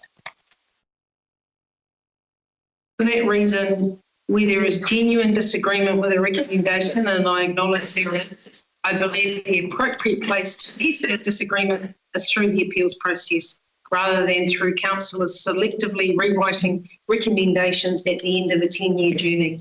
I therefore cannot support this amendment. Thank you. Right reply. Thank you. We did hear, I did, because I watched the hearing and read the submissions and all the evidence, that the bylaw is not fit for purpose. There's been increased growth and, as I said, the increased connections. It's caused a loss to crops. And how do you think it's going to look if the community board is in the appeals process against council? I want to reiterate that I've based this amendment on putting myself in the shoes of the panellists, watching the hearing, reading the submissions, going through the Section 42A and the Section 32A report and additional evidence. And that's why I put this amendment to you today and urge you to support it, please, because I've got, I think, a couple of abstentions amongst us. Please, my colleagues. Thank you. Thank you, Councillor Stratford. We're going to put that to the vote. By division, Madam Chair. Thank you. By division. Councillor Allen. Aye. Councillor Belkey. Abstain. Councillor Court. Oppose. Councillor Foy. Abstain. Councillor Hokia-Karuira. Aye. Councillor Smulders. Against. Councillor Stratford. Aye. Councillor Busich. Aye. And I abstain. That has been carried. Thank you, everybody. We're going to break now for lunch and we'll be back here at 12:30. Thank you.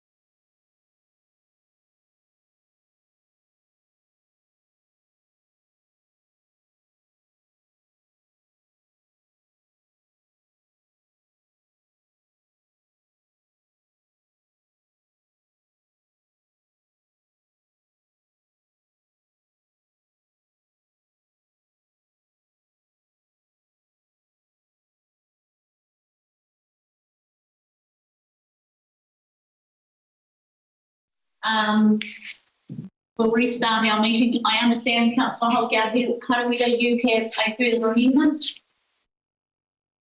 Yes. Over to you. Okay, kia ora. Kia ora koutou. I just would like to say that I do respect the integrity of the hearings panel and staff and their expertise and long hours of considering multiple issues. And the fact that there are only 3 proposed amendments today from elected members shows the robustness of the hearing panel's process. I'm bringing forward this amendment about from Report 12 to retain the current Rangitoto Heritage Area Overlay. And it's consistent with evidence given by submitters 249.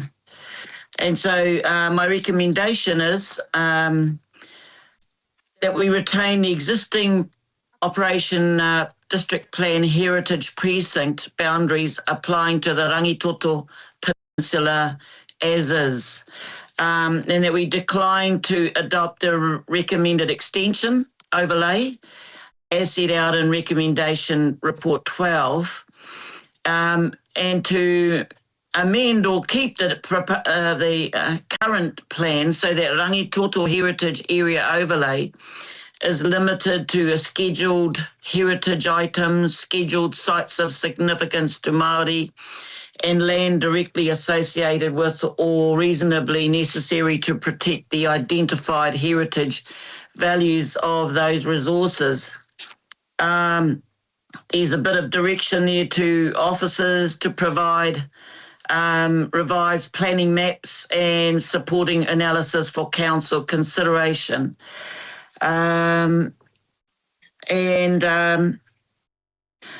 The rationale for this amendment, because it's a long one, but the hearings panel accepted that the notified overlay extent was broader than necessary, and there was merit in submissions seeking a reduction in the scope of the overlay.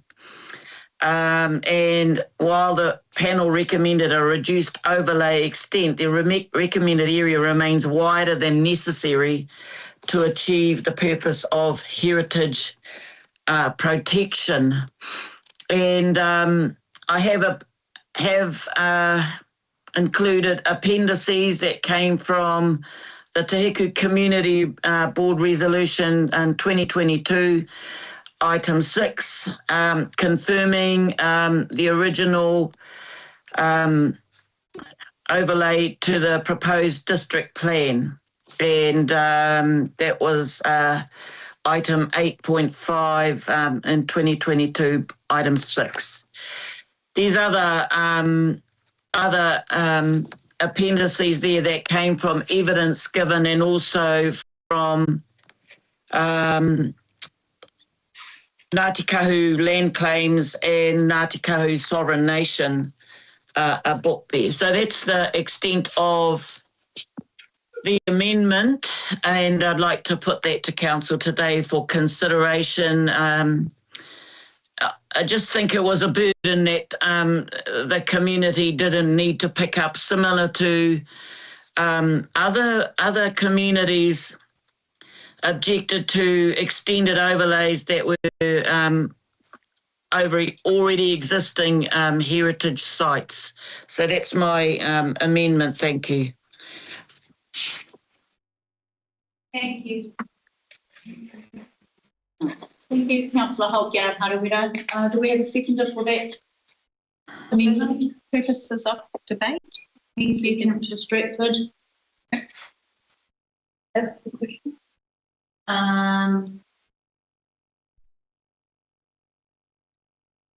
Any questions from elected members? Councillor, what was the submission? I'm just looking for that. Submission was 249. There were 2 sets of evidence, as well as visits to Te Heku Community Board meetings. And so The other question I had was around the mapping, Oh, yes. because yesterday we were shown a map, and the map that we were shown from officers showed a reduction in the extent of the mapping. Can I just get clarity from staff to see what the proposed overlay was and then what has been recommended from the panel in the maps spatially?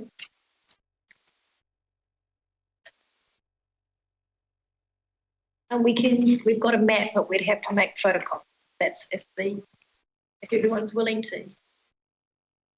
Yes, that would be good, thank you.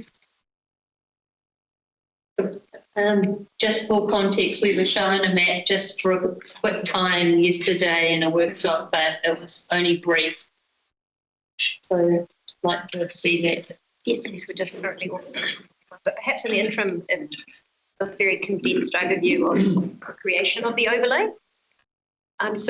So the operative district plan does not have a heritage precinct or overlay over this area of land. It came through as part of the proposed district plan. So as is advised, it was something new that came into the plan. It was through the submission process and through the hearing process, it has been reduced as per the hearing panel recommendations. I think we'll just get the map so you can see the difference between what was notified and what the hearing panel is reading.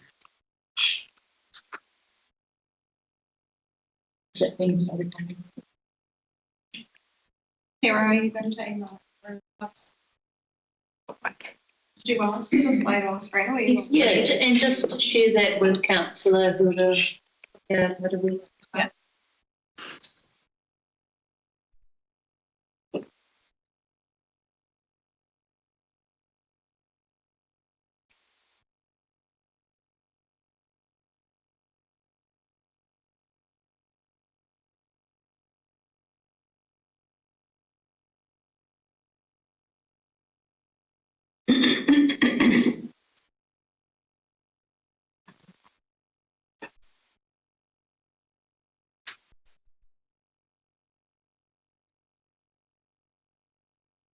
While we're waiting for that to come through, do any other members have questions to ask?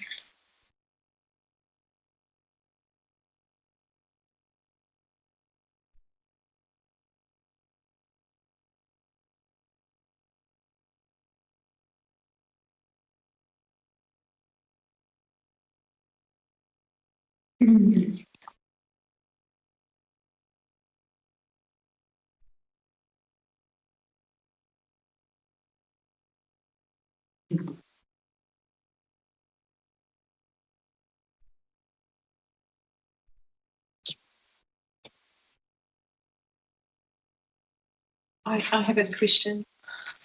Yeah, Mr. Redford. Thank you. By Hilda, Yes. your recommendation is to retain a heritage area overlay, and the submission that you're referring to was seeking to reduce the overlay. Yes. There is still an overlay, but it is smaller. Do you have a submission which supports the expansion? No. No, sorry.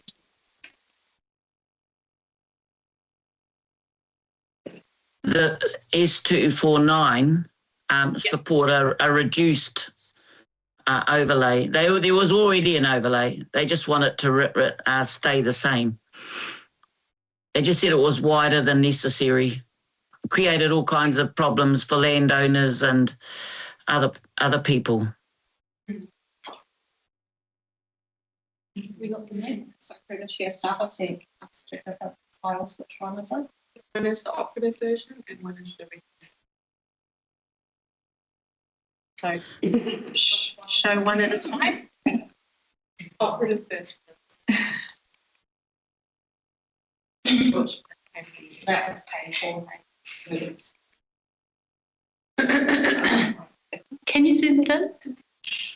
So is this one the proposed? Operative.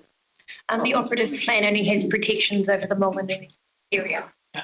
Not only talk In terms of a heritage area. okay.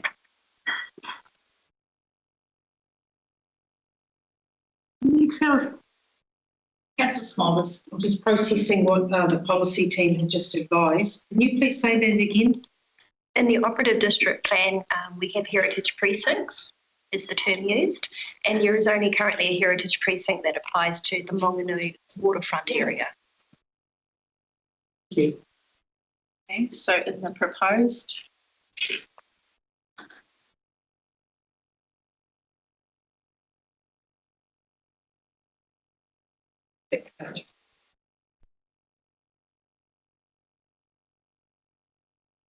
Is that showing the operative extent, that one? That's all.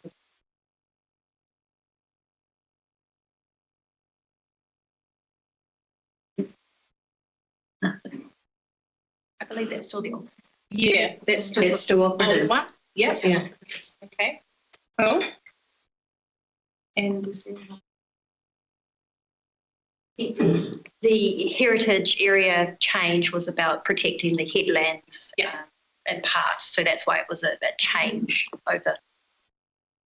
and this is the hearing support recommendation. If you scroll down to page 4, I believe it is. But there, sorry, yeah. So the red is the pullback. Oh, yeah. And there's a slight other. Can you bring up the correct one? Go back down. Down, yes. That's what we saw yesterday. Yeah. So is the red area what was notified? So the red area is what was notified in addition to the yellow area that's showing? Correct. So the red area is the pullback. It won't be in with the Commissioner's recommendation.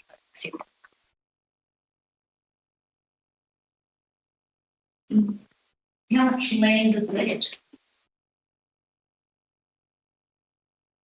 The measurement of it.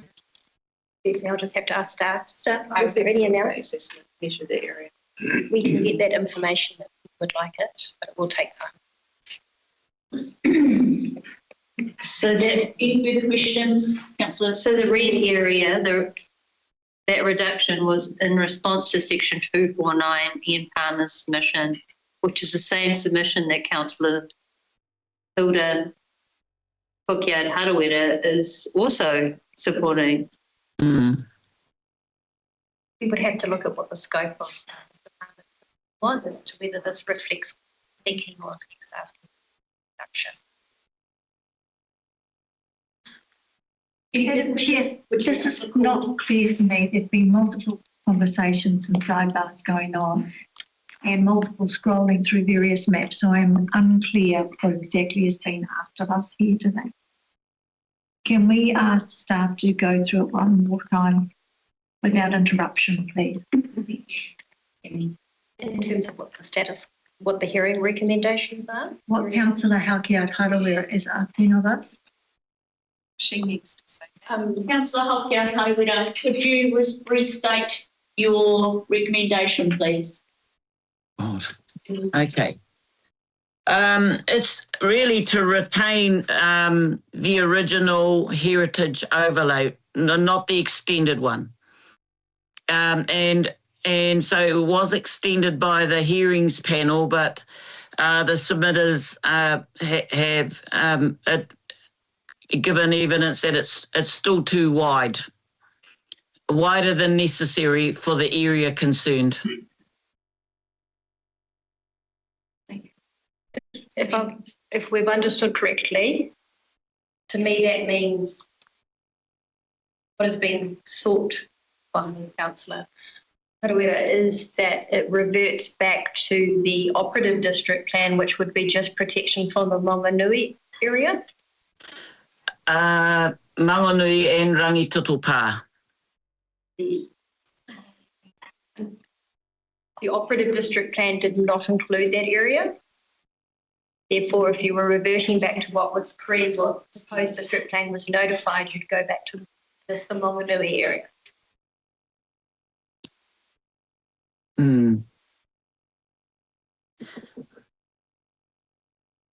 I'm talking about Rangitoto Pā. Because one of the submitters came to Heku Community Board, and we went through a long process waiting for a management plan to get rid of invasive pests. For those who were in the community board in the last triennium, that was it took nearly 2 years to confirm the management plan,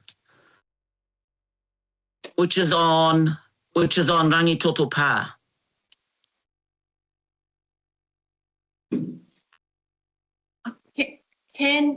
Hilda, can you see what's on the screen? Oh, very well. Yes, I can see the red bits, yep. So is the yellow bit next to the red bit the rangitoto? Does that cover rangitoto? Yes. Yes. That part has got a heritage layer on it. An existing one or an extended one? So that's new. It wasn't existing before the proposed Exactly. District. That's the point. But what the hearings commissioners recommended was, because it did include that whole red area as well, and they took it away. So it's protecting, heritage sites that are significant to Māori and our heritage sites by having that yellow bit there. Mm-hmm. See, maybe the red bit. But the red bit's gone. I don't have any more questions. Thank you. Any further questions? Any staff comment? Yes, thank you. We've worked our way through the proposed amendment, and parts of it we are unclear as to what direction is being sought. So if this amendment was passed, we would be unclear as to what changes would need to be activated to the proposed district plan as it is currently written. Okay, the briefing that I read from the submissions was that it was wider than it needed to be. Even though it has been reduced, it was wider than previously. Hilda, just a question. Is that not a good thing? Sorry? It is a good thing. It is a good thing. It's a very good thing. But that was the view, given that it was still bigger than needed to be. That it set all kinds of, wait on, let me read it, wait. I'll read the section 32 thing. The preferred option of a targeted heritage overlay combined with retention of the existing heritage precinct where no compelling evidence for expansion exists is the most appropriate, efficient and effective method of achieving the objectives of the proposed district plan. It protects recognised heritage values, respects tangata whenua interest, responds to community concerns, avoids unnecessary regulatory burden, and ensures that any future expansion of heritage controls is supported by robust evidence and a clear planning justification. Okay, thank you. Would you rather that I leave this and get further clarification? I think that's a good idea, Hilda. I think most elected members are a little bit confused about what you're wanting to achieve. My objective is to reduce it as per the submitters' recommendation back to its original size and cover. But I'm happy to leave that to get further clarification. That's fine. Okay, I think I'll take you up on that, Whaihilda. Thank you. Sure. Ka Clarification. So that amendment has been withdrawn. Oh, can it be just left a lie? I'll just ask for staff to comment on that, please.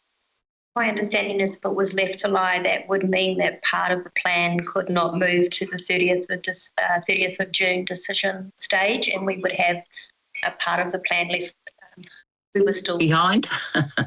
Oh, okay. No, okay, I'll withdraw it. Thank you. Thank you, Whaihilda. Madam Chair, Yes. I just want to add an and that all my attachments, I don't know what the wording is, and that the supporting attachments, I'll send the name of them. Point of order. Point of order, Madam Chair. The matter has already been put. Sorry, it's another amendment. Just a moment, that's distracted.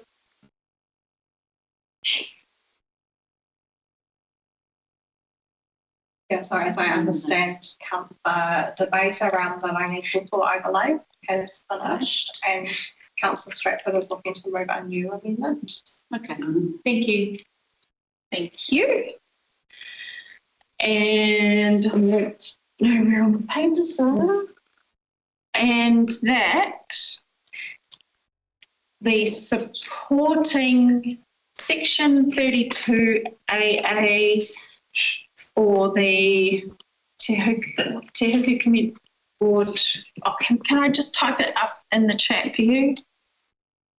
And the so the rules and appendix 1 and 2, which has the maps and the rules, objectives and policies for the land drainage is included, and the Te Mata Ora precinct, which was attached, and section, oh no, you don't need that. Oh, all of them were in evidence, but they're attached. Section 32AA report for the Ngāti Hine rezoning and Te Mata Ora precinct are, what's the word I'm looking for?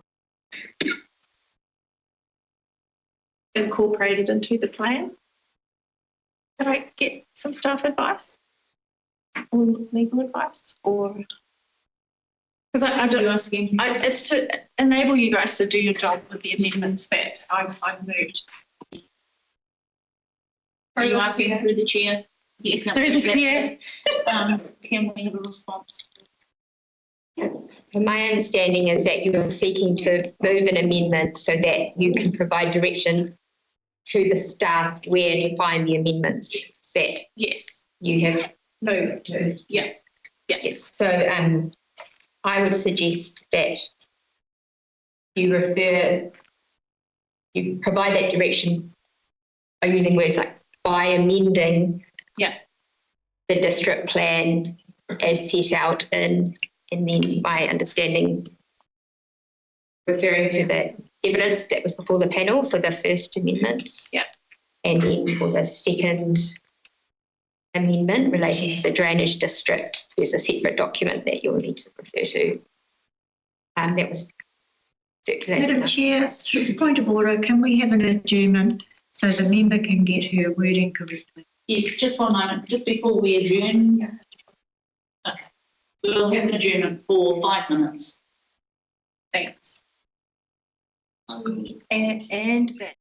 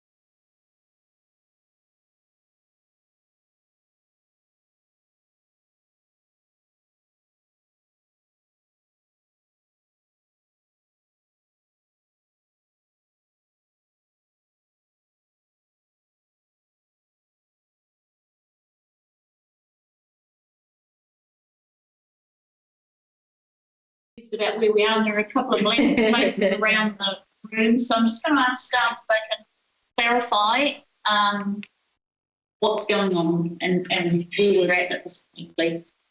Overall, or at this point in Just time? at this point. Our understanding is that to give clarity to staff as to what has been should be amended in the proposed district plan as a result of the amendment relating to land drainage and amendment relating to the tower site, that further direction needs to be provided in the amendments, and Councillor Stratford is proposing some alternative wording to address those concerns. I can get those. Yeah, so, Thank you. and that by amending the proposed district plan, I am referring to the amendments proposed in the evidence, in particular the section 32AA and Te Mata Ora precinct documents provided by the submitter in the first amendment. And that, which is another amendment, by amending the proposed district plan, I am referring to the amendments proposed in the evidence and the appendices named 1 and 2 and section 32AA tabled today for the second amendment.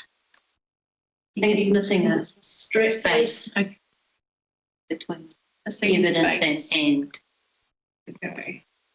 So we have the up on the screen. Do we have a seconder for that motion, please? Yep. Councillor Research. Any questions?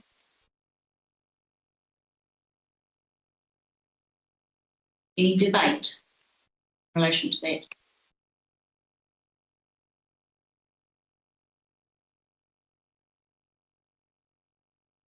No right reply. Right. Put that to the vote. By division, please. Councillor Allen. Aye. Councillor Bolke. I'll have to abstain because I abstained from the original. Councillor Court. Oppose. Councillor Boyd. Abstain. Councillor Hopwood-Young. Aye. Councillor Smolders. Against. Councillor Stratford. Aye. Councillor Research. Right. And I will be abstaining. That motion has been carried. We'll now move on to any further amendments. Are there any further amendments? I have one right at the end. Aye. But carry on. Or should I do it now? Please. Where is it?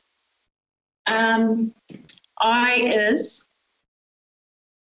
and it does say it in the report, and this is no judgment on staff of today, but there is a history of things being said that will be done for elected members and then them not being done. So, and it's not even in the last 6 or 7 years, but we will put in there, please, that I and the appeals report is brought back to council for decision.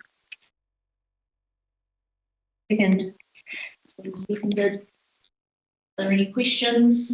Councillor Smolders. Can we please have some policy advice and legal advice about the applications of that, please? Given that we have not had time to consider that on a very, very serious document. Youth Court, we have some comment to clarify that. I'm not sure. Could I talk to it first before staff try to explain it away? Sorry, you're right. Policy and council. Yes. Yes. Sorry, I didn't give you opportunity to speak to. Yeah. Would you like to now, or are you happy for the questions to be answered? Question can be asked. Thank you. If I could just confirm my understanding of the proposed amendment, is it to bring a paper back to council to look at the framework for appeals it's exactly as it's written on page 23, where it says you're going to bring a report back following the close of appeals to ensure council can make a report decision. Based on the number, complexity and nature of appeals received, we just want it in the resolution. You have no comment on that? Is it something that we're intending to do? Yeah, thank you. Any questions or comments? See the amendment on the screen, maybe? Oh. If they put it up here. Yes. Just like the read it.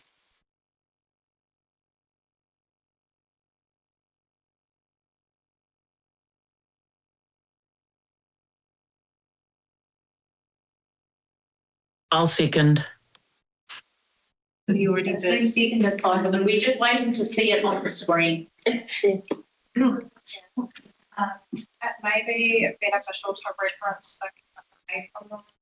Yeah, do we want to put the rest of it in?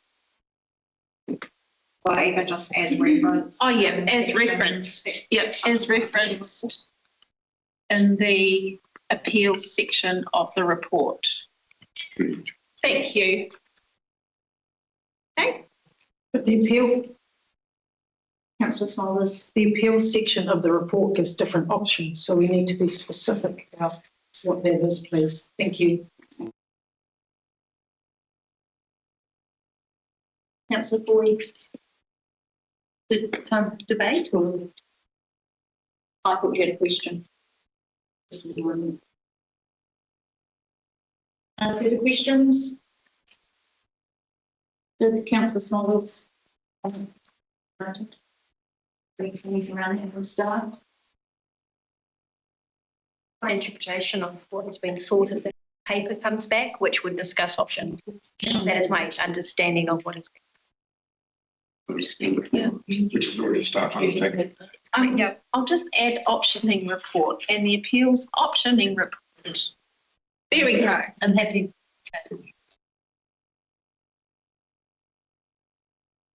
Okay, we'll move into debate. Oh, that makes sense. Thank you. Thank you. Councillor, I'll save mine for the evening. Usage. Oh, Felicity seconded it. I don't need to vote. Councillor Boyd. Yes, so as Councillor Stratford highlighted, it's on page 23. I think the main concern here is that the scope of appeals and the matters that might be appealed, we don't know what that is going to be yet. And I think the staff made that clear in the report as well. For example, the rural chapter had like over 500 submissions. So I had no idea, and neither did the staff, about which matter is going to be appealed. But what I do know is that because this is a Schedule 1 process, elected members, we can choose to be part of determining the scope and determining what we feel as council about if we agree or not about the way we go with different appeals. So I just wanted to highlight that with this amendment here, just further reiterates our intent to be involved through later parts of the process of the plan. Thank you. I'll support it. I'll comment. Okay, you just very quickly, it just emphasises from governance that we want it, that's an important part that you're going to do, which we compliment you well. But as Councillor Floyd pointed out, we will then know how big the piece of work is, and gives us time to consider what that's going to look like and how we handle it, the process is going forward. That's good governance practice, really. Okay, thank you. No closing. Thank you. Right, I'll put that to the vote. By division. Councillor Allen. Aye.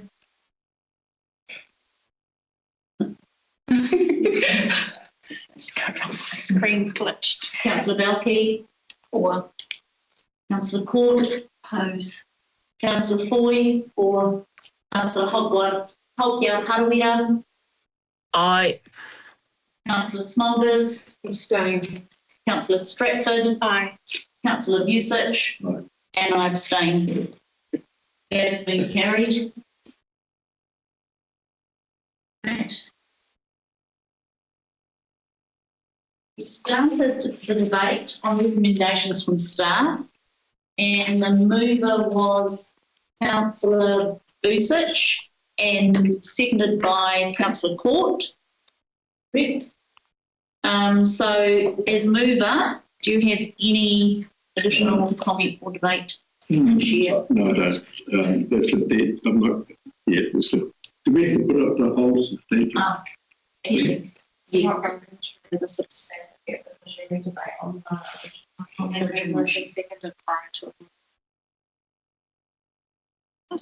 Can you please repeat that one more time? In the report, there were a number of recommendations. Eight. Yeah. Moved and seconded, but we haven't debated. Yeah. We're talking minutes. Recommendations. Yeah, I'll quickly put them together as a substantive motion. But all the other ones, I have no. I agree with them. And so I support them. Thank you for your research, Councillor Court. Thank you, Madam Chair. At this point in the meeting, it is important that I restate for the public record, as this record may be scrutinised in any subsequent appeal, review or judicial review proceedings, that my opposition to the amendments were based on my concerns regarding procedural fairness, adherence to the principles of natural justice, and the need for decisions to be made on the basis of proper evidence and due process. I did not see. Councillor Busich? Your point of order, that would be the substantive motion. Will you raise that? We're at the substantive motion. No, we're not. We're at, We are Madam Chair. at the original recommendations on page 16. Yes, that's what I'm talking to. Do we agree with the other one myself? I'm a little bit confused. That's why I said it should be part of the substantive motion. But And I just asked some clarification from staff. Aisha. So again, at the moment, what we're open for debate on is A to H in the report. We have had on each of the amendments. Once we debate recommendations A to H for the staff report, we will then look to put the substantive motion, including all of the amendments. that's what I heard. So that's why I made no comment. I agree with all of those other items. And then we'll have a substantive motion. So I am restating, Madam Chair, my position for the public record, because this video recording and the minutes may be scrutinised in any subsequent appeal, review or judicial review proceeding. It is an important part of the integrity of where I sit at this table that my position is clearly articulated. Thank you.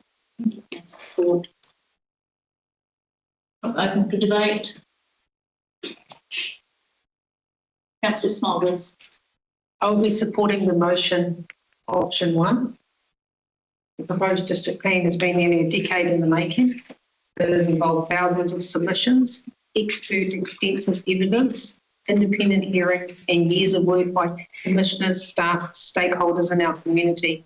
No district plan is ever perfect, and a document of this size and complexity never will be. The question is, do we have confidence in the process that produced it? I do.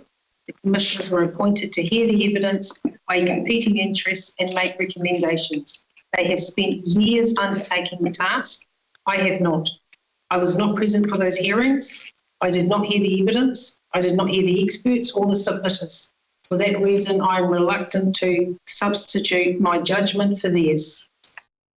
After 10 years of work, millions of dollars of ratepayers' investment in a robust statutory process, I believe it is time to adopt the plan and provide certainty for our communities, businesses, landowners and future growth. For that reason, I support the motion that's in front of us. Thank you. Councillor Foy. Councillor Foy. I just wanted clarity on what motion is before us, because as I understand it, it is options A, B, D, E, F, E, H. No. Can you restate? Yes, we'll get them on the voice. I'll have a different substantive motion.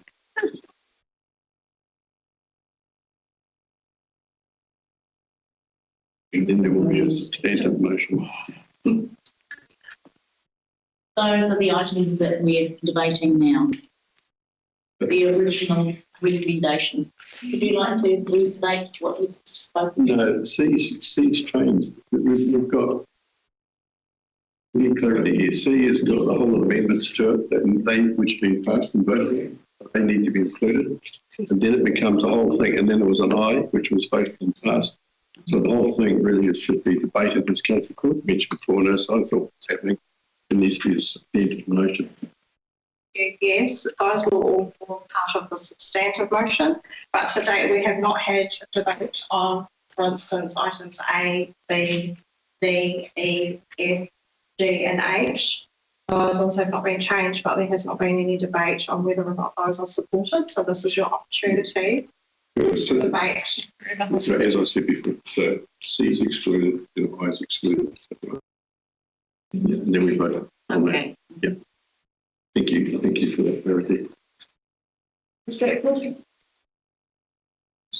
Where I don't say the wrong thing.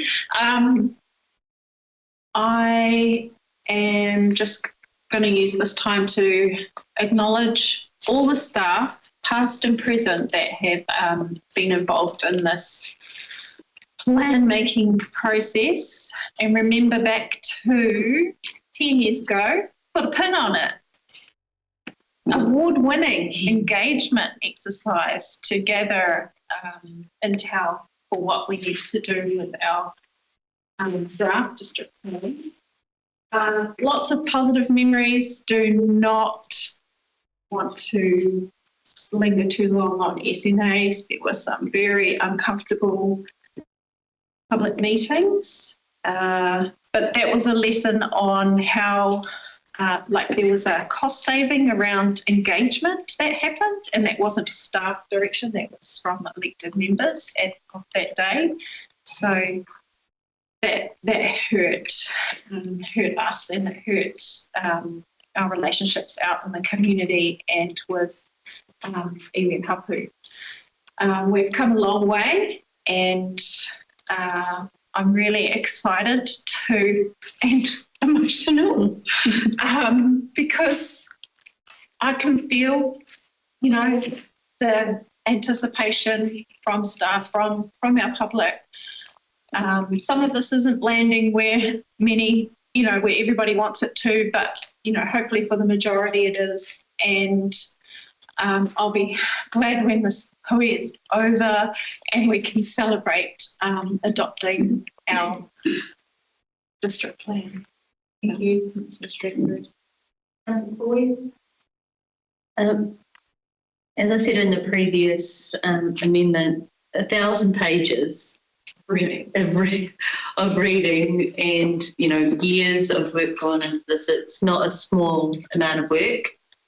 And, three amendments to a whole plan I think that's a win for the staff, and recognising that for all of that, there's only a small amount there that election members wanted to change on the day. In terms of this current item, there's a lot in the plan. So we've talked about SNAs. We had the big marches down the street. I'd just like to recognise Greg Wilson, who was a staff member at that time and took a leadership role in that particular issue that we had. We had huge amount of central government change. The National Policy Statement of Indigenous Biodiversity changed. Even through the hearings, we've had national direction change on highly productive land, on natural hazards, and now we're going to have a whole new act. So it's not an easy thing to try and pivot as we go through all of this. So I thank you to all those staff and to the commissioners, especially the Chair Robert and Alan and Bill for their work. I just want to say some really positive things that I see in the plan. Number one, the ecological bonus lots, I think, were a really good incentive for people that are being great stewards for our environment. Our multi-land rules.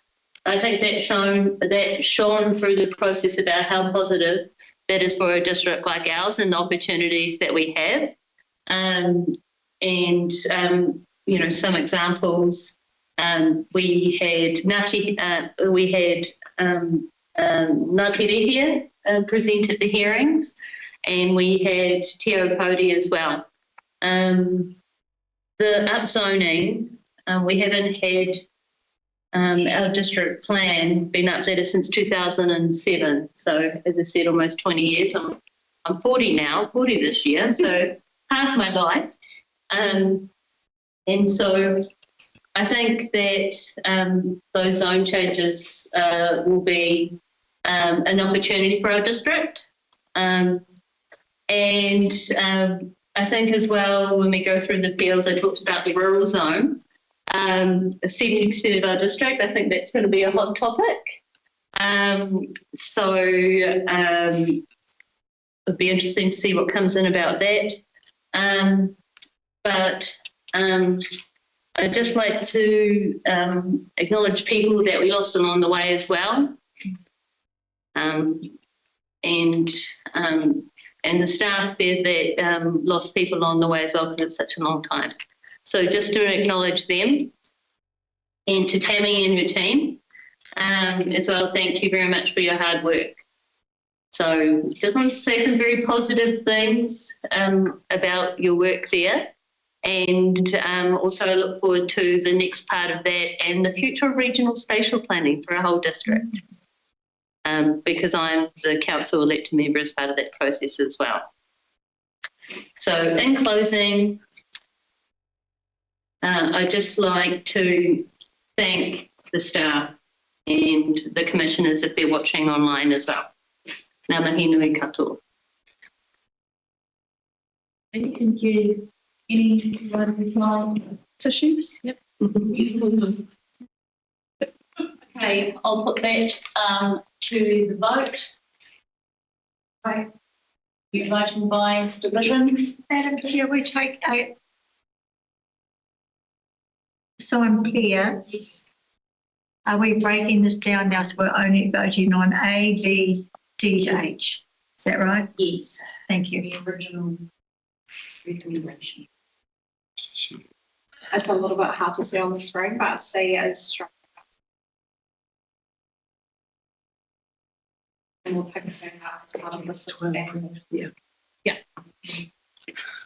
No further debate. Thank you. We'll move to vote on the bin. Councillor Allen. Aye.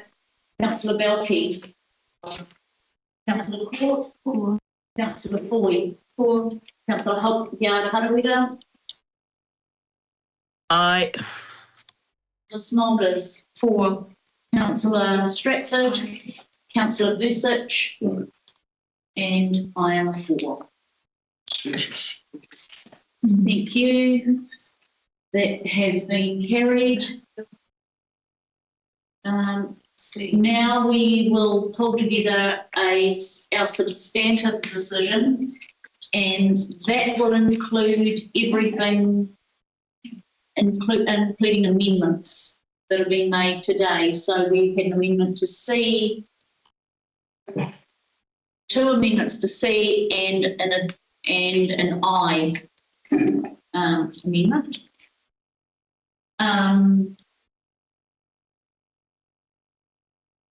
I understand that there are some elected members that would like to abstain, so we can take them individually. Otherwise, I'll suggest we vote on all but C 1 and 2. Is that right? C1 and 2. Just C2. Can we have that up on the screen, please? We should know what we're voting on. We should be just the set. We've done everything except for C with its amendments, which have voted and passed, then I. But we can just vote on those two. B, including Anxious direction with Councillor Vusic. So there's been a questions for this year on how we'll vote on the substantive motion to reflect those that wish to abstain to manage any potential perceived conflicts of interest. So the suggestion, again through the chair, is that we exclude substantive decisions related to the drainage items so that we can take those separate to record any abstentions so that members don't have to abstain to the whole decision. Does that make sense? Mm-hmm. So, for the chair, sections Roman numeral 2 and I think 3 are the two that related to the drainage item. Just asking for some statements to be moved, seconded, and then put to the vote, and then we'll do the drainage items separately. Okay, can I move it? It's been moved by Councillor Stratford, seconded for that. Yes, yes, Ellen. And we've got them up there, so. Sorry, can we just have a minute? Yes.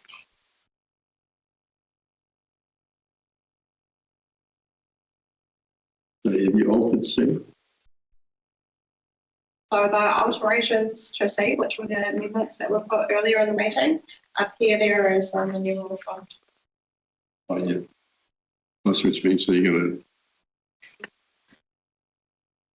Right. to, no point voting on 1, 2, 3 because we've done that.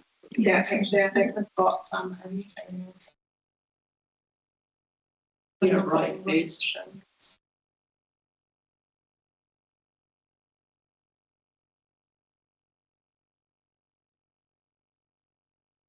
Sarah, have you got some comment to make? Just looking at the amendment that's up on screen, I think the wording from the beginning of C needs to be inserted back in. So accept the recommendations of the hearing panel and make decisions, ... Yes, Accept that. Yes. that's right. It's part of C.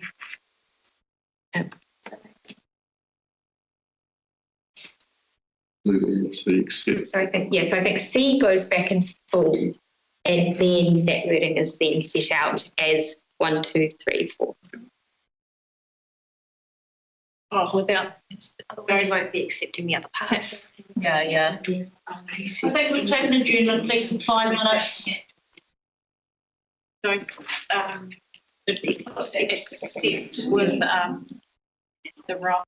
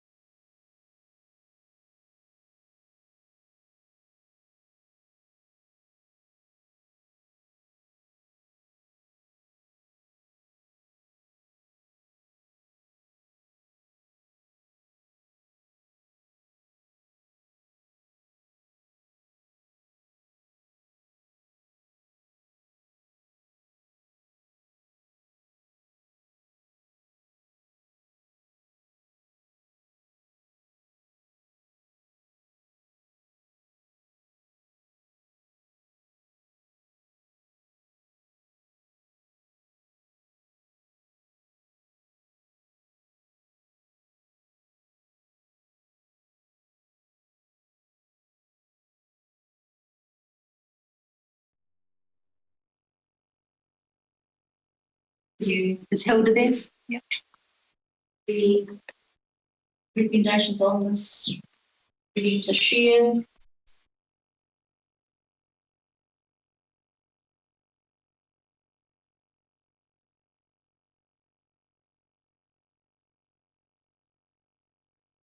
Is that large enough for everybody to see?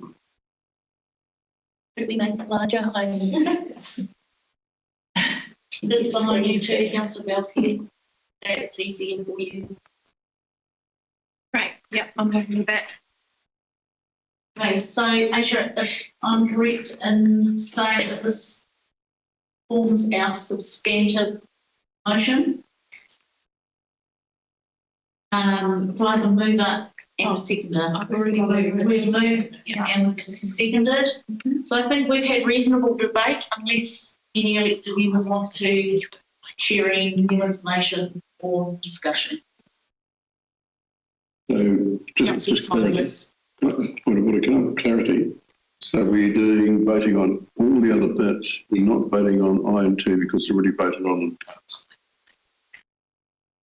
them. Chair, to enable members to vote rather than going through and voting on everyone individually. We've just split out what was revenue rule I and 2 previously. Take those as a separate vote after this, and both will form the substantive decision of council. Okay. I'm so confused. So I's still on there and we're now voting on C. So could we please take I off?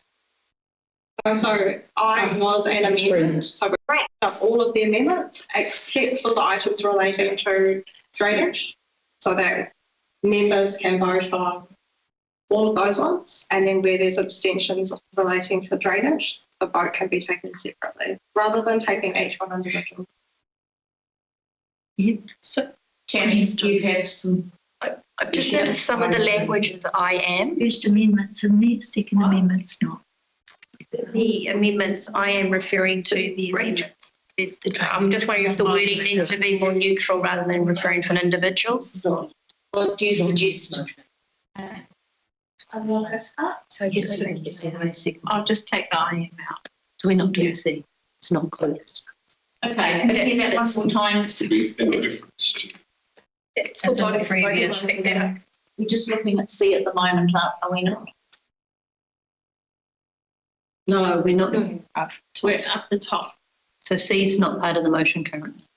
Just take the I am out at 2, Just C2.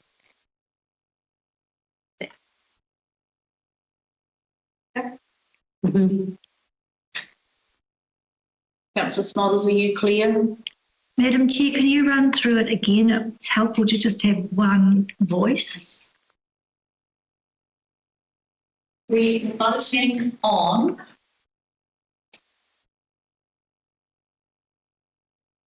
C1 and C2 only at this point. No? Everything on the screen. Including C. Yeah. My apologies. And I. So everything on the screen we are voting on. So that's the substantive motion. Correct? It's called a baptism of fire, Madam Chair. Doing well. Feel the burn. Right, we have a mover and a seconder for the substantive motion. We will vote by division. Debate? I did share earlier, but I'll share again. I just felt that we had reasonable debate earlier and there may not be need for any further debate, but I'm happy to open the floor to you, Councillor Smolders, if you wish to. Thank you. I just want to say after 10 years of evidence gathering, consultation and deliberation, I believe the responsible course is to trust the process and adopt the original plan and let the appeals process deal with remaining points of dispute. Thank you. Thank you, Councillor Smolders. Any further? No. We'll put that to the vote. Councillor Allen. Aye. Councillor Belkey. Abstain. Councillor Court. Oppose. Councillor Foy. Favour. Councillor Hokia Harawira. Aye. Councillor Smulders. Opposed. Councillor Stratford. Aye. Councillor Vusic. And I am a 4. So that is carried.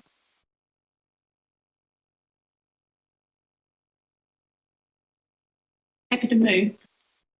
So now we are at this recommendation that's on the screen now. See, I can't see how many dots there are. There are 3 and 4. C 3 and 4. So they refer to.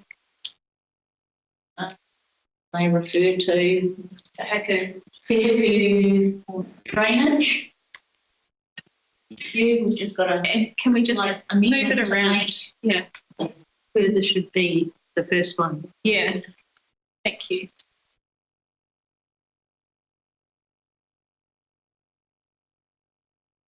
Put those around and change the numbers.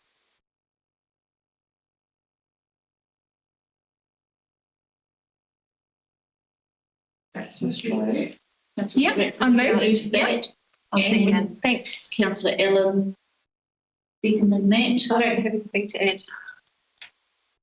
Do we have any further debate from members? Through you, Chair, I just wanted to reiterate the point that I would abstain given that there could be a perceived or predetermined position because I was a member of the Te Hiku Community Board, so I just want that to be recognised. Thank you. Councillor Bell, anything else? Okay, we'll put that to the vote by division, please. Councillor Allen. Aye. Councillor Belkey. Abstained. Councillor Court. Okay. Councillor Foy. Abstain. Councillor Hokia Harawira. Aye. Councillor Smulders. Against. Councillor Stratford. Aye. Councillor Vusic. And I'm a 4 as well. So that is carried. Thank you, everybody. That's it. That feels a bit like an anticlimax. That's the end of the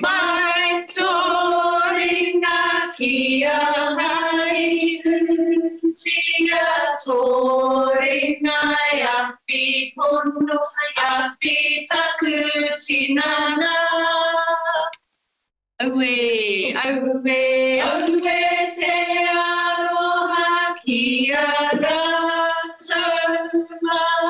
Awe, awe te aroha ngā upakaroto nei. Hikitia e ngā iwi a rewa ki runga ngā taonga ngā matua kua naro I te po. Awe, awe, awe, awe te aroha ki a taima. Awe, awe te aroha ngā upakaroto nei. Kia ora. Right.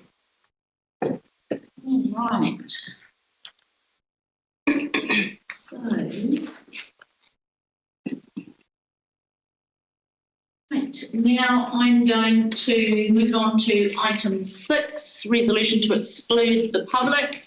I'm going to move that the council move to exclude the public as per the next item, rounds identified in the agenda.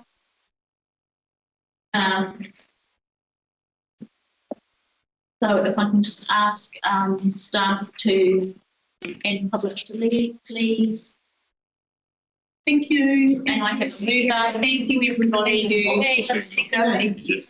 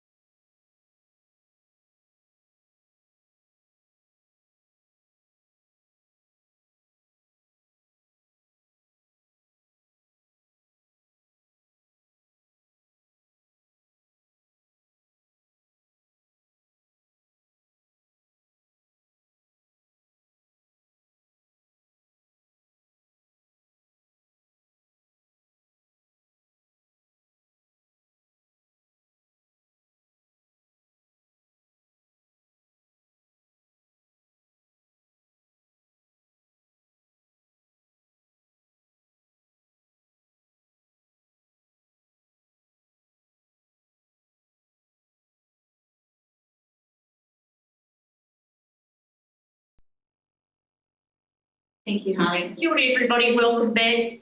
The paper that we went to PX for had been withdrawn, so no decisions were made. So our meeting has ended.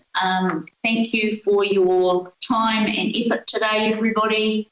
And again, just a big day for us all, and thanks to elected members for your contribution and your hard work over the last, I'd say, 2 weeks, reading all the submissions and being prepared for today.